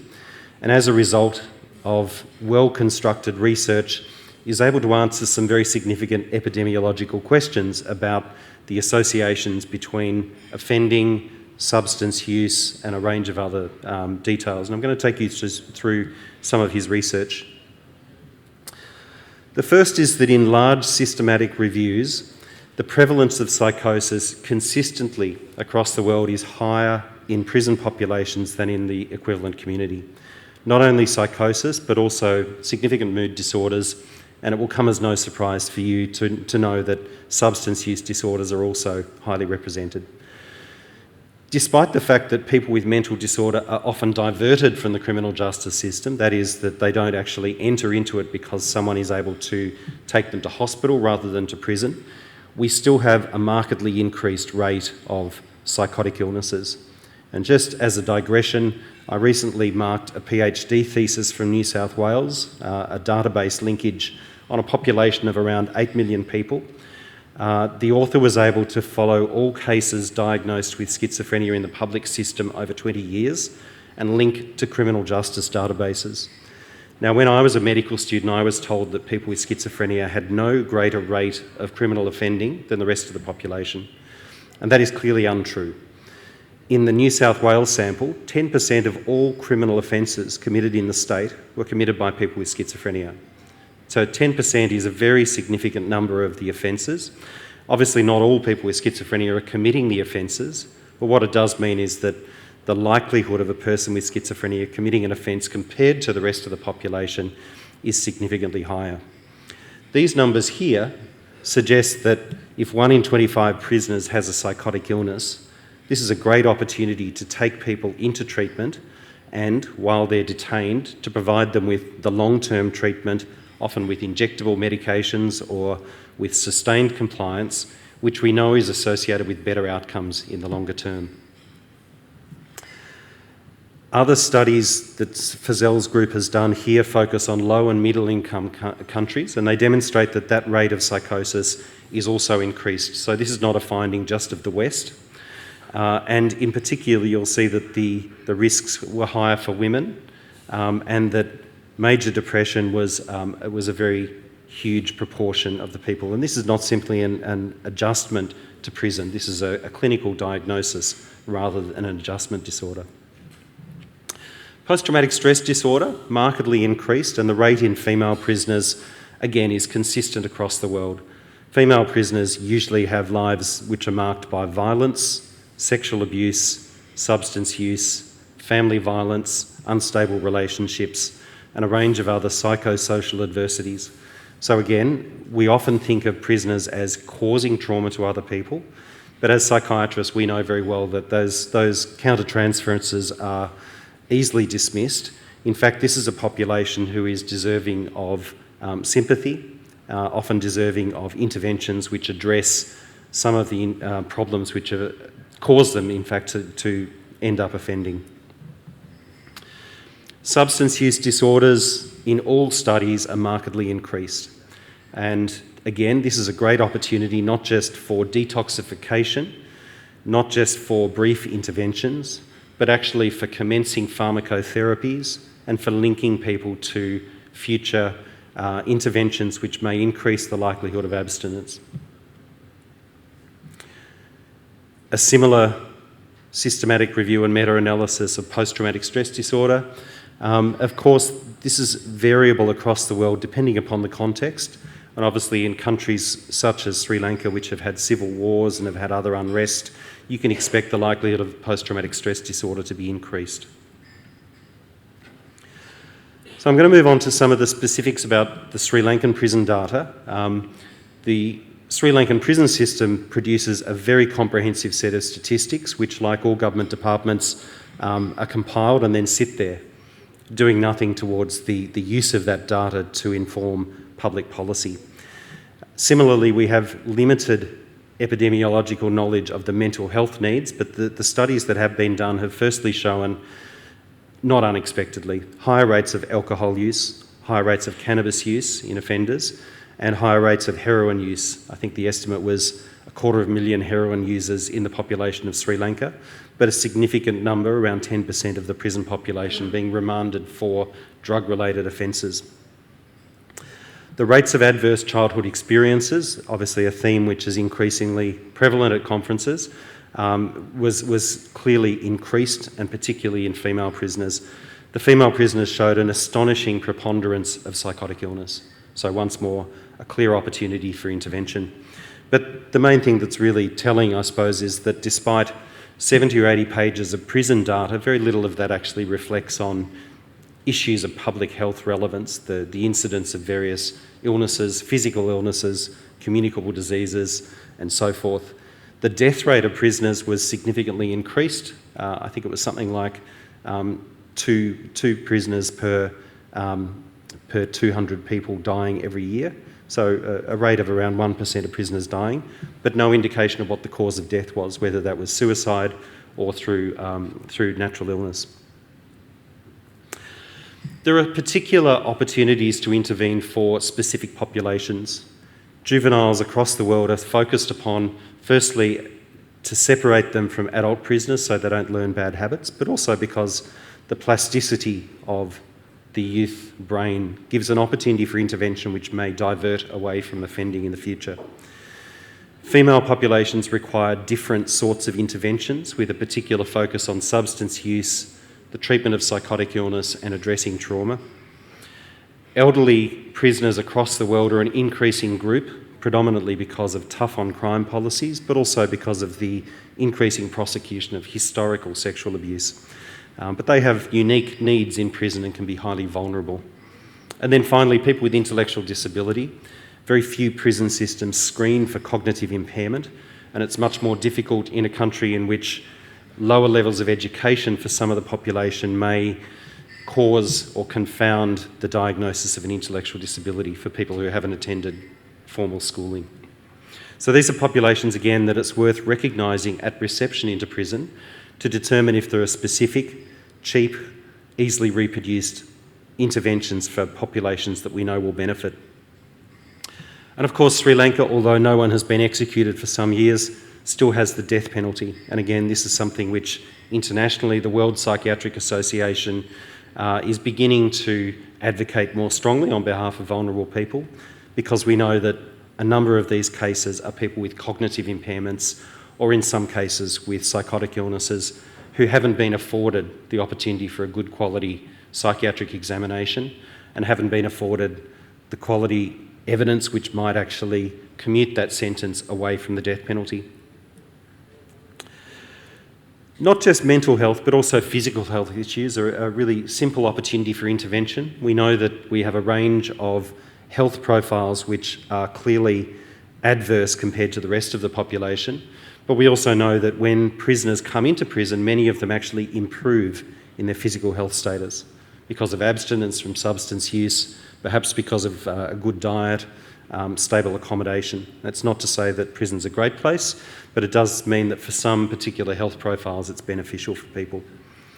But as COVID showed as well, putting people in prison is sometimes devastating when you put people into a closed environment and there are infectious diseases available. And I understand you had some unrest in prisons associated with this. All across the world we saw a drop in prison populations of 10 to 15% as COVID struck, and judges became reluctant to sentence prisoners with lower level offences to prison. But it's clear also that detention during COVID has been very problematic for people. Quarantining, isolating people, the access to protective equipment for staff, rendering assessment very complicated. As I said before, being in prison has its own mental health consequences, particularly in cultures in which this is something to be ashamed of, where people will feel humiliation or might be estranged from their family or rejected as a consequence of offending. We also know that a loss of connection with family really doesn't help people reintegrate into the community. So in fact, preserving family links, whether through video conference, telephone, face-to-face visits, is really critical. And particularly for female prisoners, access to their children is a really important part of maintaining their mental health during incarceration. After release from prison is a particularly vulnerable time, particularly for people who are opiate addicted and who come out of prison opioid naive or having detoxed, and who then return to opioid use but uncertain of the amount or the strength that they should be using. So we know that death from an overdose is drastically increased, as is death from suicide in the first year. So this is data from Stuart Kinner, who runs the Justice Health Unit at the University of Melbourne, and is involved in prison health as a public health issue internationally.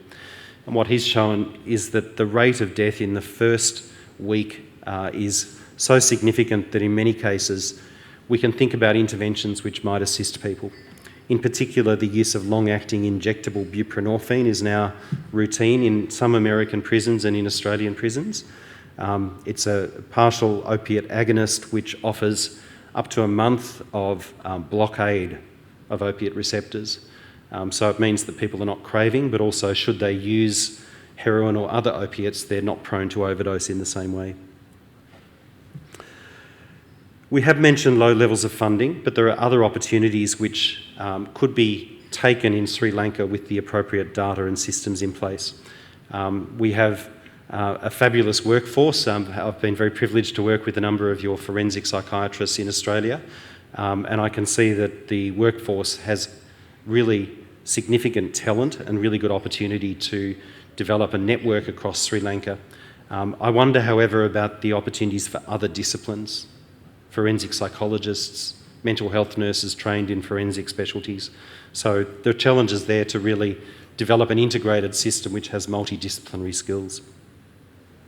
And then finally, I was just at the World Psychiatric Association conference in Bangkok, where it was mentioned that there was one country in the whole of Asia that had mental health legislation, which was from the 19th century, but it didn't mention any particular names, you'll be pleased to know. But again, there are opportunities to reform legislation which I understand are underway, but I think that's probably a priority because it enables you to focus upon human rights. It enables you to develop metrics which include recovery and to focus upon contemporary approaches to the treatment of mental health problems in compulsory systems. The argument for the mental health care of prisoners firstly comes from the notion of equivalence, that is, that all people should be able to access an equivalent level of care regardless of gender or age or location, so that prisoners deserve the same level of health care as others. It comes from a public health basis because prisoners return to the community, and if this is a place where they are infected with bloodborne viruses, tuberculosis or other illnesses, and they return to the community, they will be the reservoir of those infections, therefore. It's an economic argument because prisons are expensive and prisoners don't pay taxes, they simply use the public dollar. So the more you can close down prison beds, the more you can actually use that money for alternative investments. But also, effective healthcare in prison can lead to a reduction in offending. So the numbers to the left show that treatment with antipsychotics, with stimulants for people who have ADHD, and for addiction drugs such as opiate substitutes, significantly reduce reoffending rates. So if you can take your population with psychosis and get them onto long-acting injectable antipsychotics, you have opportunities to reduce offending for the future. The model is a fairly straightforward one. It involves screening at the time of reception, and all prisoners are screened for mental and physical health problems. But a mental health nurse who's able to screen at reception using a small structured tool, we use a cut-down brief psychiatric rating scale. There are a couple of specific screening tools. Takes 10 to 15 minutes and enables you to pick the population who require further exploration. You triage those to an appropriate assessment, and that assessment then means that your psychiatrists aren't being used to look at patients who don't have significant mental health problems, and you can use the complex skills of formulation to determine who needs the interventions going forward. And then finally, recovery planning, reintegration planning, beginning at the time of reception, offers you the opportunity to link people back to community services. So really, it's an effective use of resources, and one which has a high yield and a high likelihood of gaining access to a population who will benefit from intervention. So there is some optimism to be said about the mental health care of prisoners, and I'm going to stop just there. Thank you, Danny, again for thought-provoking lecture and making us to rethink and reconsider about underprivileged, discriminated people in our country. Thank you again. We will ask questions at the end of this session. I thank college for inviting me to co-chair the symposium regarding prison psychiatry that I always love. And I am privileged and honored to share this symposium with my three mentors, Danny, Nilsa, and Susita, and also with Mr. Suhata Gamla. My task is to introduce next speaker, who is Dr. Neil Fernando, who has inspired us to take this forensic psychiatry field. And Dr. Neil Fernando is presently working as a consultant psychiatrist and senior lecturer at University Hospital Kothalawa Defence University. And he was the consultant in charge of forensic psychiatry unit at the National Institute of Mental Health. And he has written over 14,000 reports to courts and given oral evidence in person over 100 occasions. And he did the groundwork of establishing forensic psychiatry subspecialty at Postgraduate Institute of Medicine. He was the local trainer for the first 4 forensic psychiatrists in Sri Lanka, and he is presently a board member of the National Authority for Assistance and Protection of Victims of Crime and Witnesses. And his other areas of interest include mental health administration, military psychiatry, and community psychiatry. Over to you, sir. Thank you. Good morning, ladies and gentlemen, and thank you for the kind introduction. So, I'm going to speak in the next 20 minutes about supporting victims of crime. Now, from time to time, the psychiatrist will get referrals from the court for a medico-legal assessment of victims of crime. So, I will try to highlight some of the areas that you should pay attention to in this field. Now, victims were more or less a forgotten entity until 2015. Before that, the emphasis, the judiciary emphasis was focused mainly on the perpetrator. And victims were only involved as witnesses. But in 2015, a new act came into operation.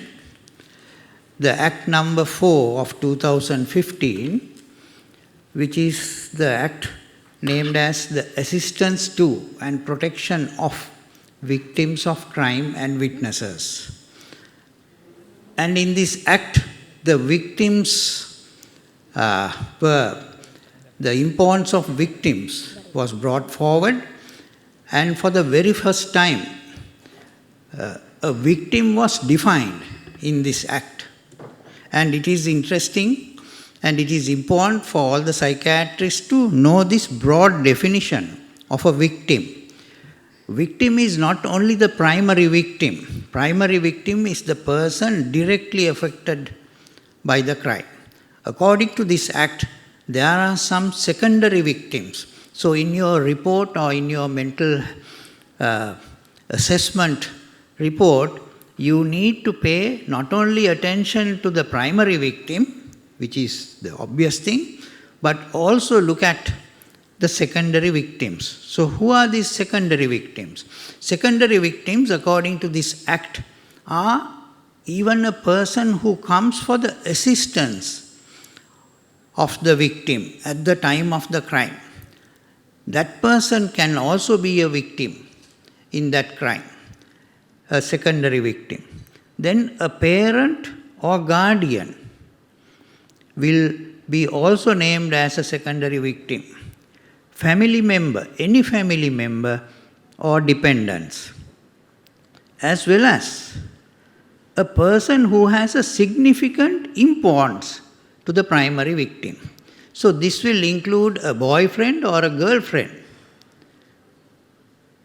So when you are assessing and writing reports, please pay attention to these secondary victims as well, because that also will enhance the support given to the victim. First, I will deal with the harm to victims. Harm to victims can be classified under primary, secondary, and tertiary. And it is usually the primary harm that is well known. The other two are not well known. Now, the primary harm is the harm due to a victim due to the direct result of the crime. It is due to the direct result of the crime, which is usually taken into account. But there are two other types of harms, the secondary and the tertiary harm. Now, what is secondary harm? Secondary harm can be due to three reasons. One, the harm due to the police investigations itself. You know, when a crime is committed, a police investigation takes place. And this investigation leads to the victim having to recall the traumatic incident over and over again, sometimes even to visit the crime site, scene of crime, and repeated interrogations by the police. That itself can be a traumatic experience. In Sri Lanka, generally people don't like visiting the police station. So having to visit the police station itself may be a traumatic event for the person. Secondary harm can also be due to the medical examination. You know, usually victims are referred to the medical side for a report, and the medical examination may consist of several doctors examining, including the judicial medical officer. And in all these instances, the victim has to again recall the event over and over again, and also undergo medical examination of the parts of the body, which can be very embarrassing, and so that can also lead to re-traumatizing the victim. So that is also a part of the secondary harm. The third secondary harm is the harm that occurs during the court procedures. You know, the victim is usually the first witness in the prosecution. And this witness, the victim has to now relate the story all over again.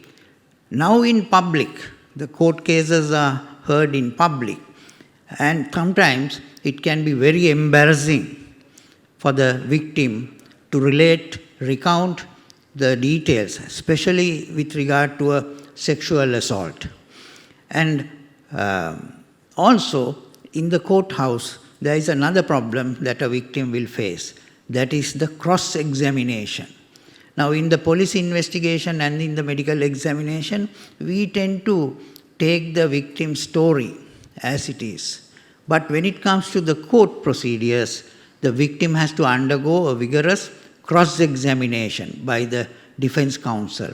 And this cross-examination aim is to actually cast doubts on the victim's story. And that can also be a traumatic experience. Then we have the tertiary harm, which is again not very well recognized. The tertiary harm is due to the media publicity.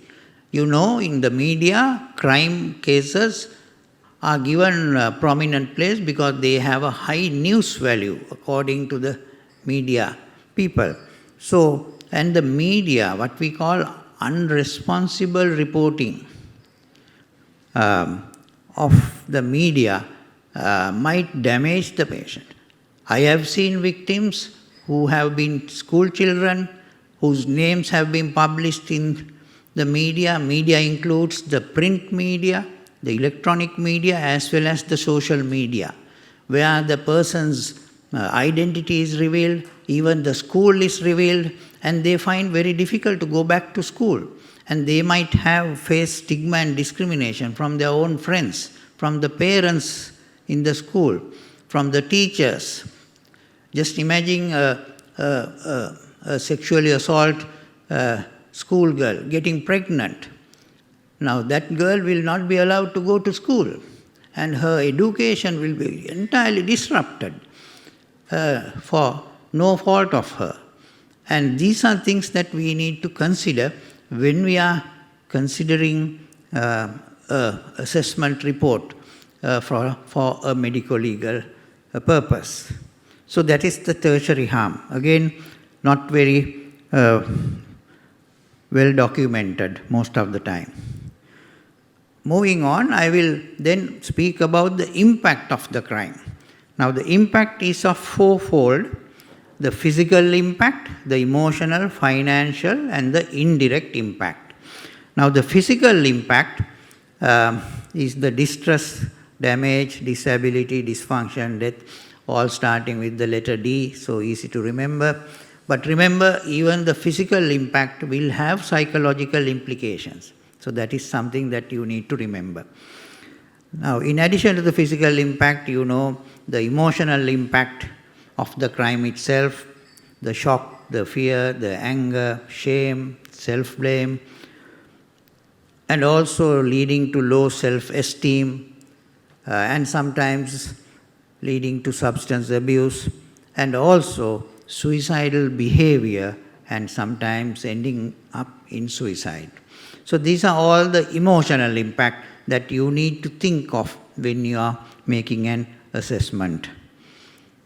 The financial impact, again, it's very important, the economic aspects, firstly due to loss of revenues and also the increased expenditure. So in certain cases, these are also facts that you need to highlight in the report so that the victim will get adequate compensation, because this particular act, 2015 act, gives the victim the opportunity to claim compensation. I'll come to that in a minute. So it's very important that you assess these areas as well. Then you have the indirect impact. Now, until this act came, none of the family or the friends or the community were involved in the, they were not taken as victims, but they suffer, as all of you know. But in this act now, the family and the friends, especially a special friend, can be involved. This act does not permit the community to be involved, but I know in certain other countries like South Africa, even the community members can be involved as secondary victims. So it is important that you pay attention, especially to the family and any special relationship that the victim had. Now, supporting victims are based on 4 guiding principles. The first one is the right to be treated with respect and compassion. So all victims have a right to be treated with respect and compassion. Non-discrimination, no discrimination at all should be done, including the age should not be a prohibition for participation in the process of justice. Third one is the best interest of the victim, which includes the right to effective assistance. So victims will need assistance and they have a right to get their assistance. Right to privacy, very important, privacy and right to safety. In fact, this act provides victims to be provided safety. The act goes on to say that victims can be even given a new name, new identity, and can be even relocated, even outside Sri Lanka. This act gives provisions for that. And right to participate. Now, that includes right to be informed, right to be heard and express views and concerns, and right to reparation. So all these are now regarded as important when we come to assist victims. Now, there are 4 categories of victims. All victims are not the same. There are 4 categories. And let me introduce them. The first category is the victims of serious crimes, which includes domestic violence, hate crime. All these crimes are quite common in Sri Lanka. So these are the victims of serious crimes. The second group is the persistently targeted victims. That is, a victim being repeatedly victimized. Targeted repeatedly over a period. So the crime occurring over and over again. So a good example would be a victim of domestic violence, which keeps on going repeatedly. Then you have the vulnerable victims. Child victim is always a vulnerable victim. A victim with a mental disorder. A victim with an intellectual disability. And even victim with a physical disability. Now, I remember I had to give evidence in High Court's Matara, where I was called to testify the testimonial capacity, that is the capacity to give evidence in a mentally retarded and a deaf and dumb victim. She had been sexually assaulted and she could not speak. And even the sign interpreter could not understand her speech. And the courts wanted me to testify that. So sometimes you may be called upon to testify. So these are all vulnerable victims. And of course the intimidated victims. Now this is again a very important category. Victims of family violence. The crime itself occurs within the family and they are victims of that violence, the family violence. Then student victims.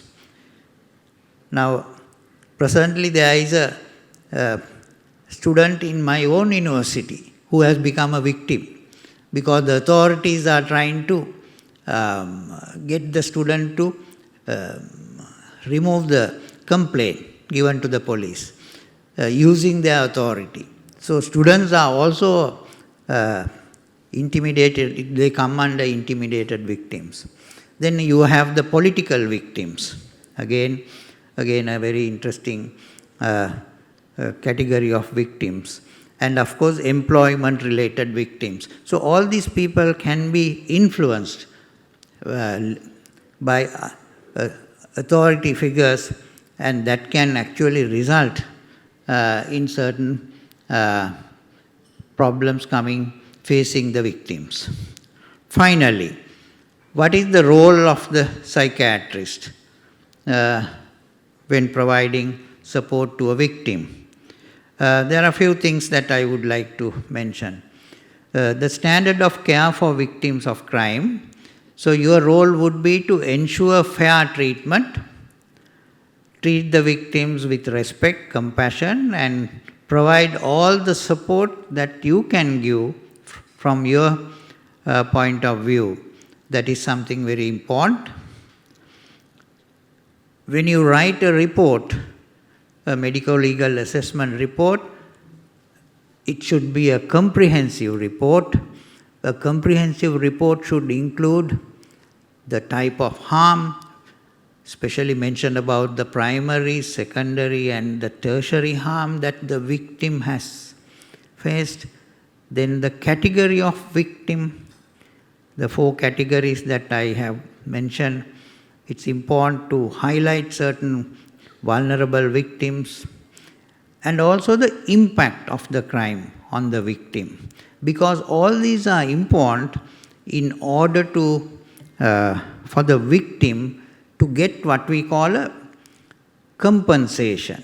Now in this act, it provides the victim to ask for compensation from the courts. When an accused is convicted of the crime, before the sentencing takes place, the victim is given an opportunity to make what is called a victim impact statement. Now in this victim impact statement, there should be medical evidence showing the damage, the medical damage, physical or psychological, which will also enable the person to claim compensation. So this is usually submitted by the victim, and in this victim impact statement you have to mention about the impact of the crime, and in this act maximum compensation of 1 million rupees can be paid to the victim, in addition to any other penalties that is given to the convicted accused. So for the victim to obtain this compensation, a victim impact statement must be given, and there it has to be mentioned about these various areas of impact resulting as a result of the crime. So be mindful of that, and when you are submitting a report, please mention about the victim impact as well. Thank you.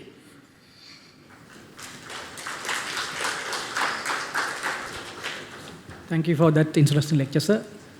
It is always, as always, it is clear and crisp. Thank you again. May I invite the next speaker today, Mr. Suhada Gamlat. He's a President Counsel, and he was the former Solicitor General of Sri Lanka from 2015 to 2018. And he is the chairperson of the Authority to Protect Victims and Crime and Witnesses. And he was once a judge of appeal court, and he was educated at Royal College of Colombo and Law College, Sri Lanka. Over to you, sir. Thank you very much for inviting me to this most interesting symposium, where under my subject, law and your subject will be converging. At my presentation, I don't have a PowerPoint presentation, but I have prepared a document to be distributed, which I would be using as the discussion progresses Can you please make that available? Some lady collected there. Yes. Now, the topic given to me is to discuss on a very important subject on law, that is diminished responsibility. I must state, this defense has not taken any force in our legal structure up to now, due to the fact that no court has yet tried this as a defense, as an extenuating circumstance that would bring the culpability for murder down to manslaughter. That's number one matter that has to be understood when one comes to understand the operation of diminished responsibility. Diminished responsibility is a defense used by criminal lawyers to demonstrate that a person who is charged with murder ought not to be found guilty for murder, but to be found guilty for manslaughter, a lesser offense, due to the extenuating circumstance, that is, that he acted under a certain circumstances as described in the law that gives the definition of it. And I have now given to you the definition as found in the English law. Now, if you go through this statutory provision carefully, I'm sure you might be able to gain some understanding of what it means in law to be diminished responsibility. Let us go through that. The statute, this is the English statute, I'm drawing this from the English law. It says, as now amended, Section 2, Homicide Act 1957 provides a complete definition of diminished responsibility. The material parts of it as follows. Persons, please go through it with me, because then that would make things very clear for you to understand as to what it means by this law. It says, a person, that is D, who kills or is a party to the killing of another is not to be convicted of murder if D was suffering from an abnormality of mental functioning which A, arose from a recognized medical condition, B, substantially impaired D's ability to do one or more of the things mentioned in subsection 1A, 1A will follow, C, provides an explanation for D's acts and omissions in doing or being a party to the killing. So 1A, those things are A, to understand the nature of D's conduct, B, to form a rational judgment, C, to exercise self-control. Or the other page, 1B, for the purposes of section 1C, an abnormality of mental functioning provides an explanation for D's conduct if it causes or is a significant contributory factor in causing D to carry out that conduct. 2. On a charge of murder, it shall be for the defense to prove that the person charged is by virtue of this section not liable to be convicted of murder.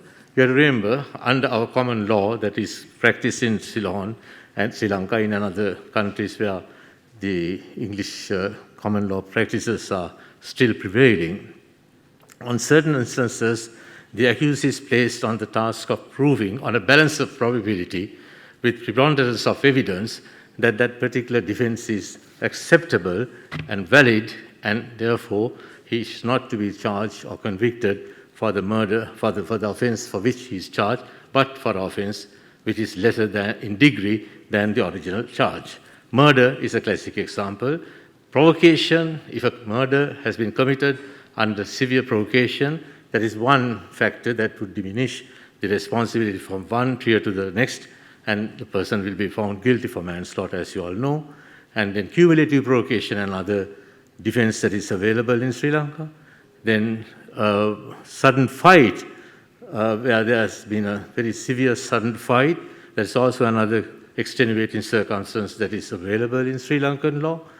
Alongside, you have this kind of new concepts. These are not new to many countries where the English law is now well developed, in Australia, in New Zealand, in South Africa, in England, UK, in all these countries, these defenses are oft used in courts as extenuating circumstances to prove that the gravity of the crime should be reduced.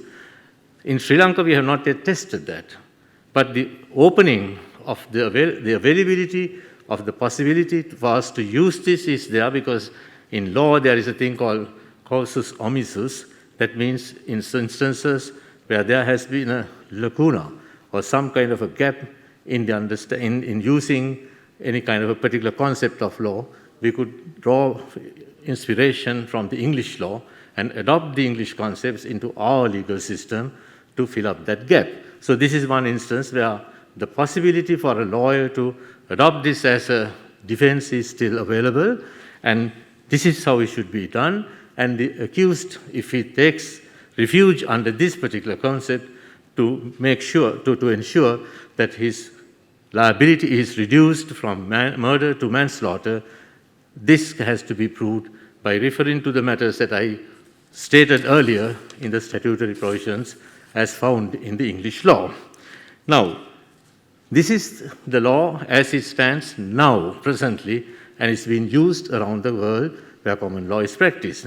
But some time back, originally, when this law was introduced, that was long years ago, the original statutory provision relating to diminished responsibility described it as, I have stated that towards the end of that page, where a person kills or is a party to the killing of another, he shall not be convicted of murder if he was suffering from such abnormality of mind, within brackets, whether arising from a condition of arrested or retarded development of mind or any inherent causes or induced by disease or injury, close brackets, as substantially impaired his mental responsibility for his acts and omissions in doing or being party to the killing.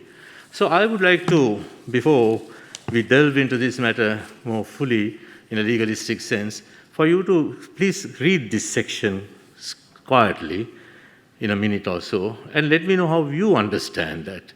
What do you, as psychiatrists, understand by the wordings of this statute? Can somebody please let me know how you understand it, what it means? So before you go to that extent, I will just lay down the provenance of this law. The origin of law was in Scotland. As far back as in the 19th century itself, in Scottish courts, on and off, they raised this issue and referred to this defense to show how the responsibility for murder could be reduced to manslaughter. And you know what manslaughter means. Murder, in a very layman's simple word, is killing a person intentionally. You have that vicious mind to cause the death of a person, and with that vicious mind, driven by that, you cause the death of a person by inflicting injuries to that person. That's murder.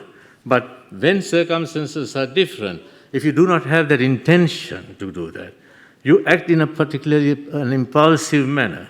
You act in a particular manner which is not, although the intention was there, but that intention was as a result of a certain circumstances that has colored your thinking process and so on.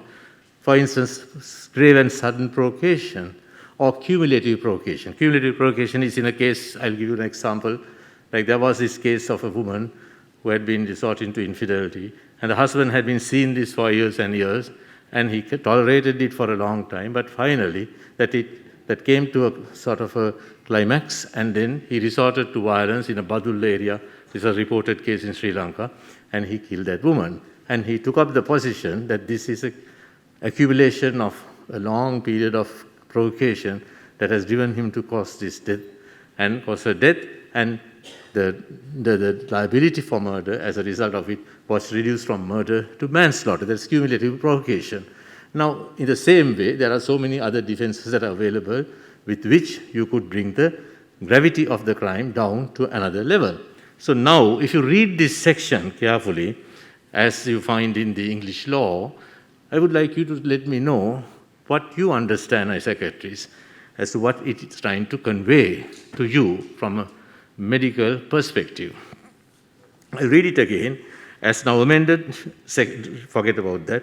Persons suffering from diminished responsibility to a person, that is the defendant, who kills or is a party to the killing of another, is not to be convicted of murder if D was suffering from abnormality of mental functioning which A arose from a recognized medical condition.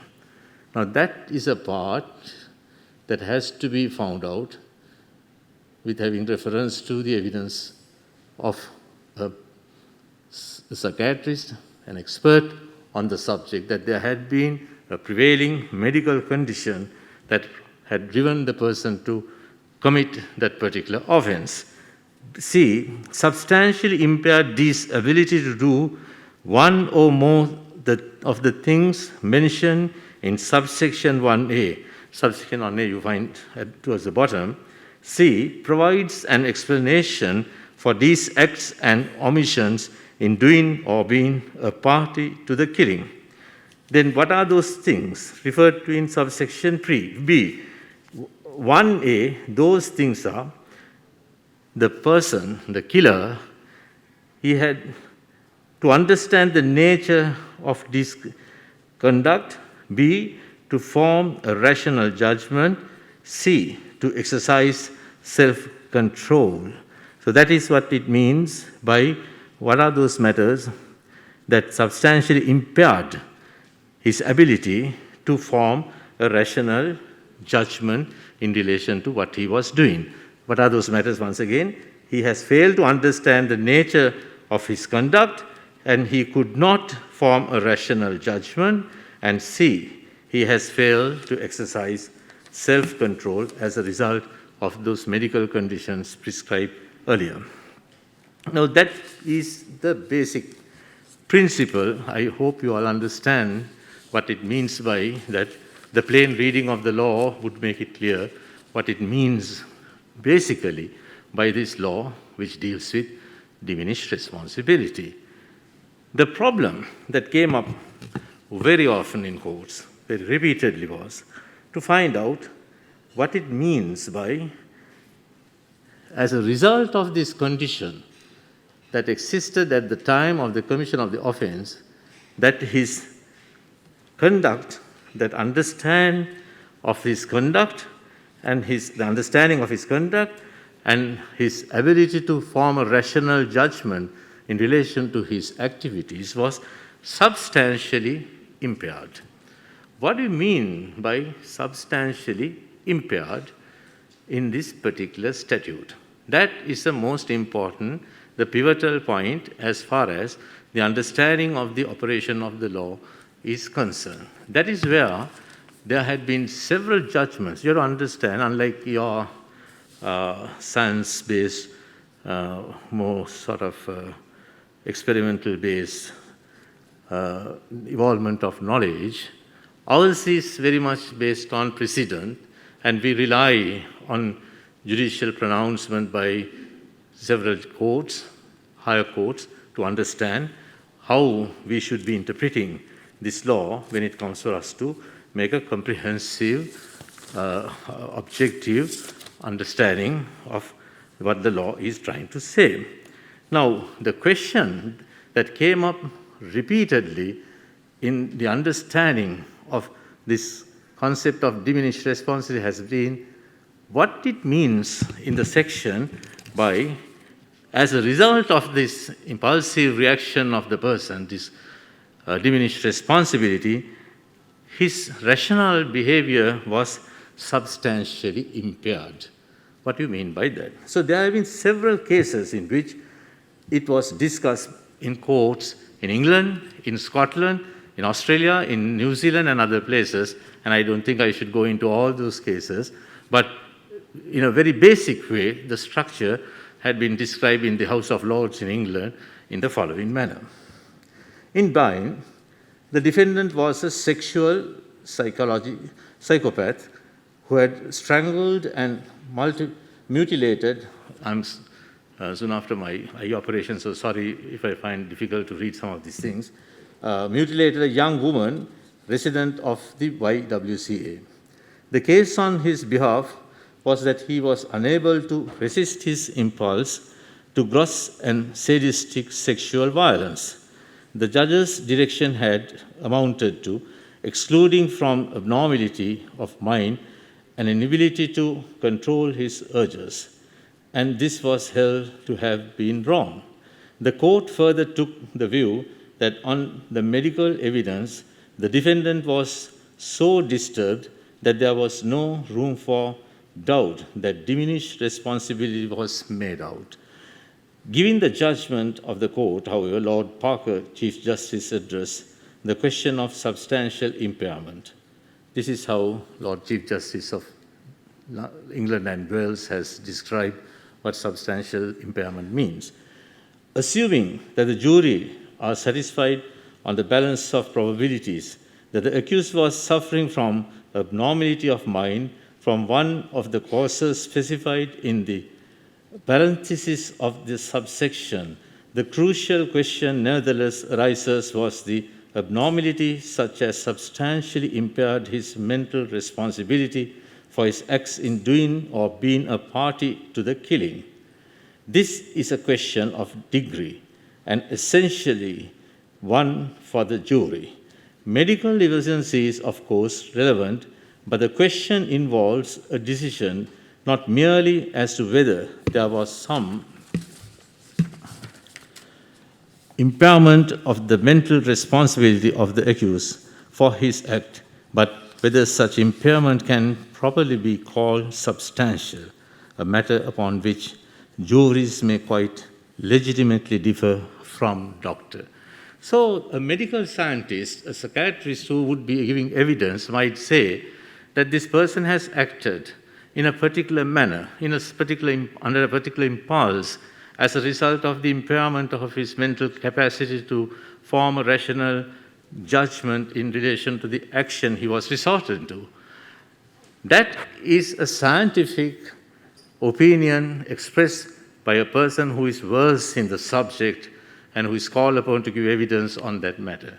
But finally, when it comes for it to be decided whether that impairment in fact had a substantial impact on the action to which he had resorted in causing the death of a person, is a factual matter that has to be left in the hands of either the judge who decides on it finally, or in the hands of the jurors, who would be the judges of facts under the system that we practice in the common law countries.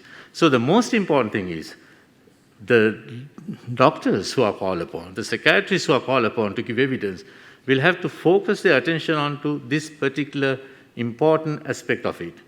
Here is a person who has some kind of a mental disorder. Here is a person whose mental disorder is in such a grave manner, it had an impact on his behavioral pattern, and it had an impairment of his rational, the judgment basis process, and as a result of it, he may have resorted to the violence that he resorted to in a particular case. Whether that amount of that mental inability for him to form a rational view on it, whether it was in fact an impairment that is substantial enough for the consideration of finally the judge to bring the gravity of the crime down from murder to manslaughter, is purely a matter of fact that is to be left in the hands of the judges of the case. So that's one aspect of it that has to be understood. Then, another matter, this court has repeatedly approved directions to the jury which have followed directions given in Scots cases, that is in Scotland, where the doctrine of diminished responsibility forms part of the common law. We need not repeat them. They are quoted in several cases in different areas. Both in England and in Scotland, it has subsequently been held that it is not usually helpful to direct jurors in terms of the borderline insanity. That is demonstrated by considering the case where the mental impairment is depression, to which, however severe, such a description is inapt. Such a formulation was later disapproved in R versus Sear. These are cases, reported cases, and is now more often and wisely avoided even in a case of florid psychosis. Despite its use in Brian, it cannot have been the intention of the court in that case to require any such direction, given the approval of another case which had commended abstention from elaboration of the words of the section. Now, this is important.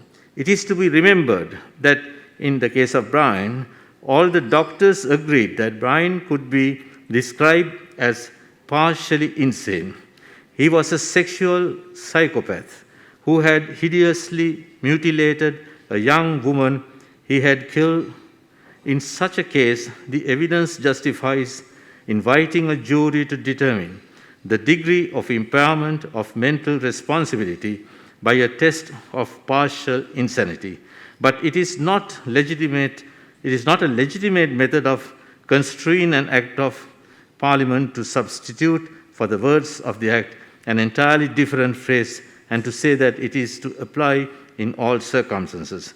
We are sure that this was not the intention of the court in Brian, and the phrase was used as one way of assisting the jury to determine the degree of impairment of mental responsibility in an appropriate case, and no doubt to point out that Parliament, by the use of the word substantial, was indicating a serious degree of impairment of mental responsibility. So a doctor who gives evidence on this matter will have to advert his mind to show whether the kind of mental disorder that is found in the patient has caused a serious impairment of the judgment-making process of that person for the court or the jury to form an opinion as to the degree of his liability eventually. Now, those are the most important things that has to be understood in a matter of this nature. In a case, once again, I would like to... interrupt you, sir. My time is up? Yeah. All right, okay. So that's basically the structure.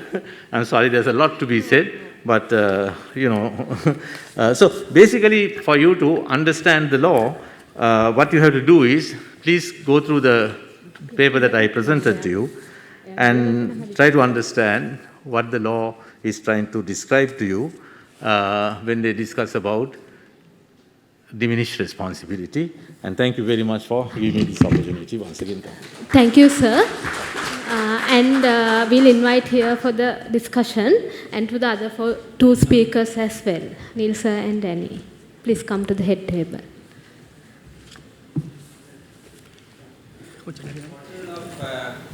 Providing medical care or the psychiatric care for prison population, the screening, assessment, intervention, treatment and rehabilitation, the dearth of nurses and dearth of psychologists is one of the main problems.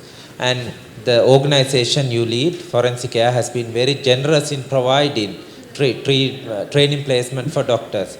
Likewise, I'm just wondering whether Forensic Care would be generous in providing training placements for nurses as well, not particularly for psychologists, because psychologists are not there in Sri Lanka. Probably psychologists are there, but not in that number. Yeah, so, yeah, because I think like 3 forensic psychiatrists are here, the college is here, so barring the Ministry of Health, most of the other stakeholders are here, so that's why I'm putting the question to you. Yeah.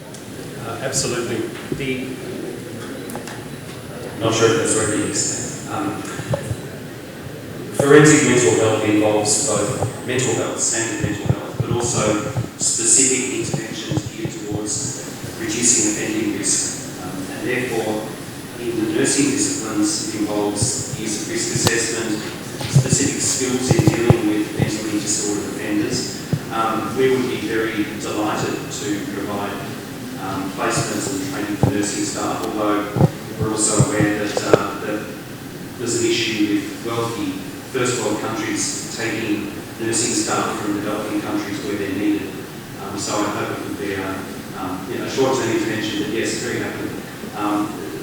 Finally, just to point out that the nursing staff who normally screen prisoners on reception for physical health care can easily be trained in providing assessments using structured checklists and tools to make sure that they can at least identify some aspects of mental health disorders or probable disorders, and then allow a psychiatrist or a registrar further on to make that assessment.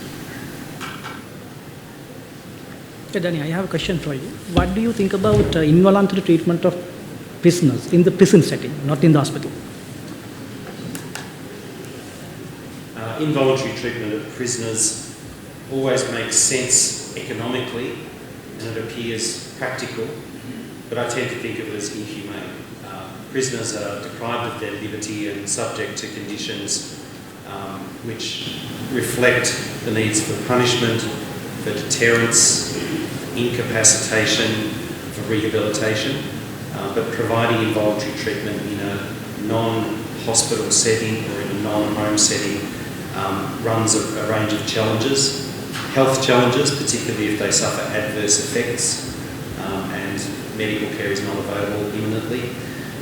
But it's also very coercive, and I tend to think that the ideal is to transfer a person to a hospital setting.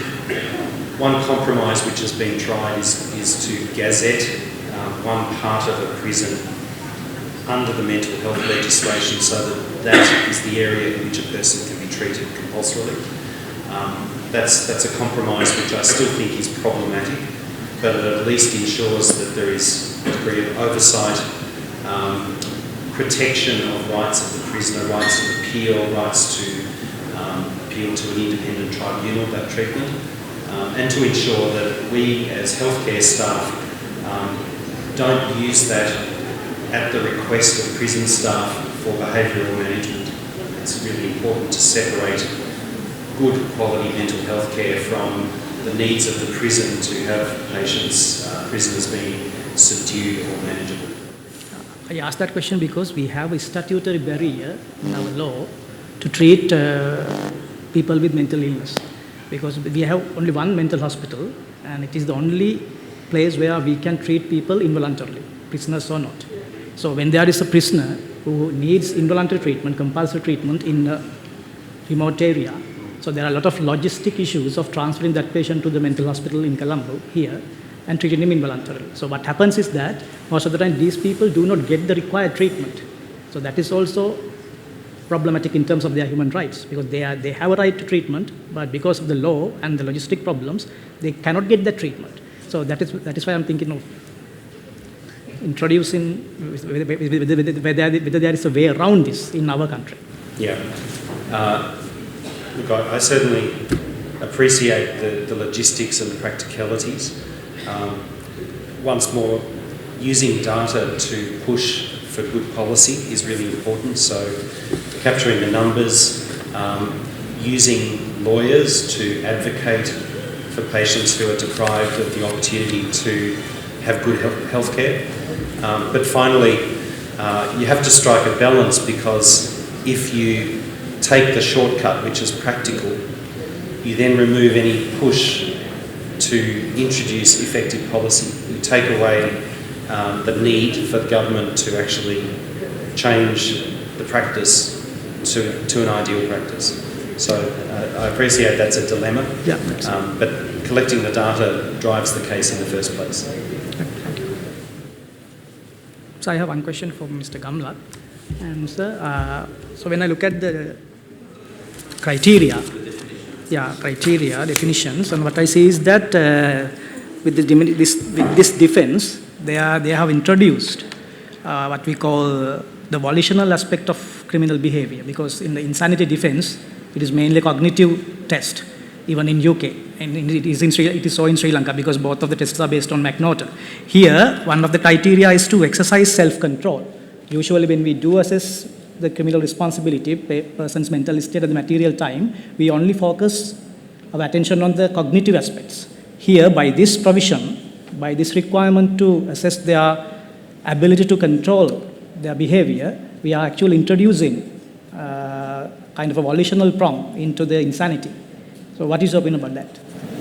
So, what has to be understood is, as a result of the substantial impairment of the ability to form a rational judgment in relation to the action he was doing, we have to find out whether he has been committing that offense of dissatisfaction as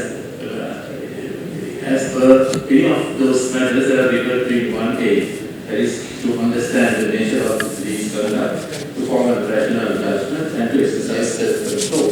So, now there are judgments like that. I was actually want to discuss it with you. If you have time, I can refer one of the judgments which is like explanatory. They can even refuse to accept this. Yeah. Any more questions? I want to ask one quick question. In the case of a substance intoxication, if we find that the person at the time of the committing the act has been intoxicated by a substance, for example, alcohol, how does that come into the picture? Diminished responsibility. Yes. That's a very interesting question. There are lots of judgments that have gone deeply into that. Intoxication in per se on its own would not be a defense that would support diminished responsibility. But combined with it, if there is some additional evidence to show there was a prevailing mental condition, a normality of the mind, some kind of a condition that is referred to in this particular section, the combined effect of that would draw it into these extenuating circumstances. So take refuge out of that, and then to invite the board to reduce the culpability from murder to manslaughter. I can give you the judgment. If you have time to read, I know you have the time. I would like to leave with you some of the that's a good idea. so that you can go through the Google. It is very interesting for a psychiatrist to read this judgment because they have gone into details and read this, explain how it operates when it comes to this defense. Responsibility, go through Google, carefully read it, you will understand it, beautiful language, and it explains the entire plethora of the gamut of all the matters relating to this particular defense. That is in 2016, UK Supreme Court, 2016, UK, United Kingdom Supreme Court, 61, that is on appeal from 2014, EWCA, capital letters, EWCA, CRIM, that is criminal, 748, R versus Goals. R versus Goals. That's a case where Kim, the woman who had been traumatized for a long period of time by the husband, she resorted to violence and killed this man. And they discussed all these matters relating to every aspect of it under this law. Around the time, and I would like to wrap up the session, and I would like now invite Chittahari to present certificates to the presenters. Danny, you first. Shall we go there?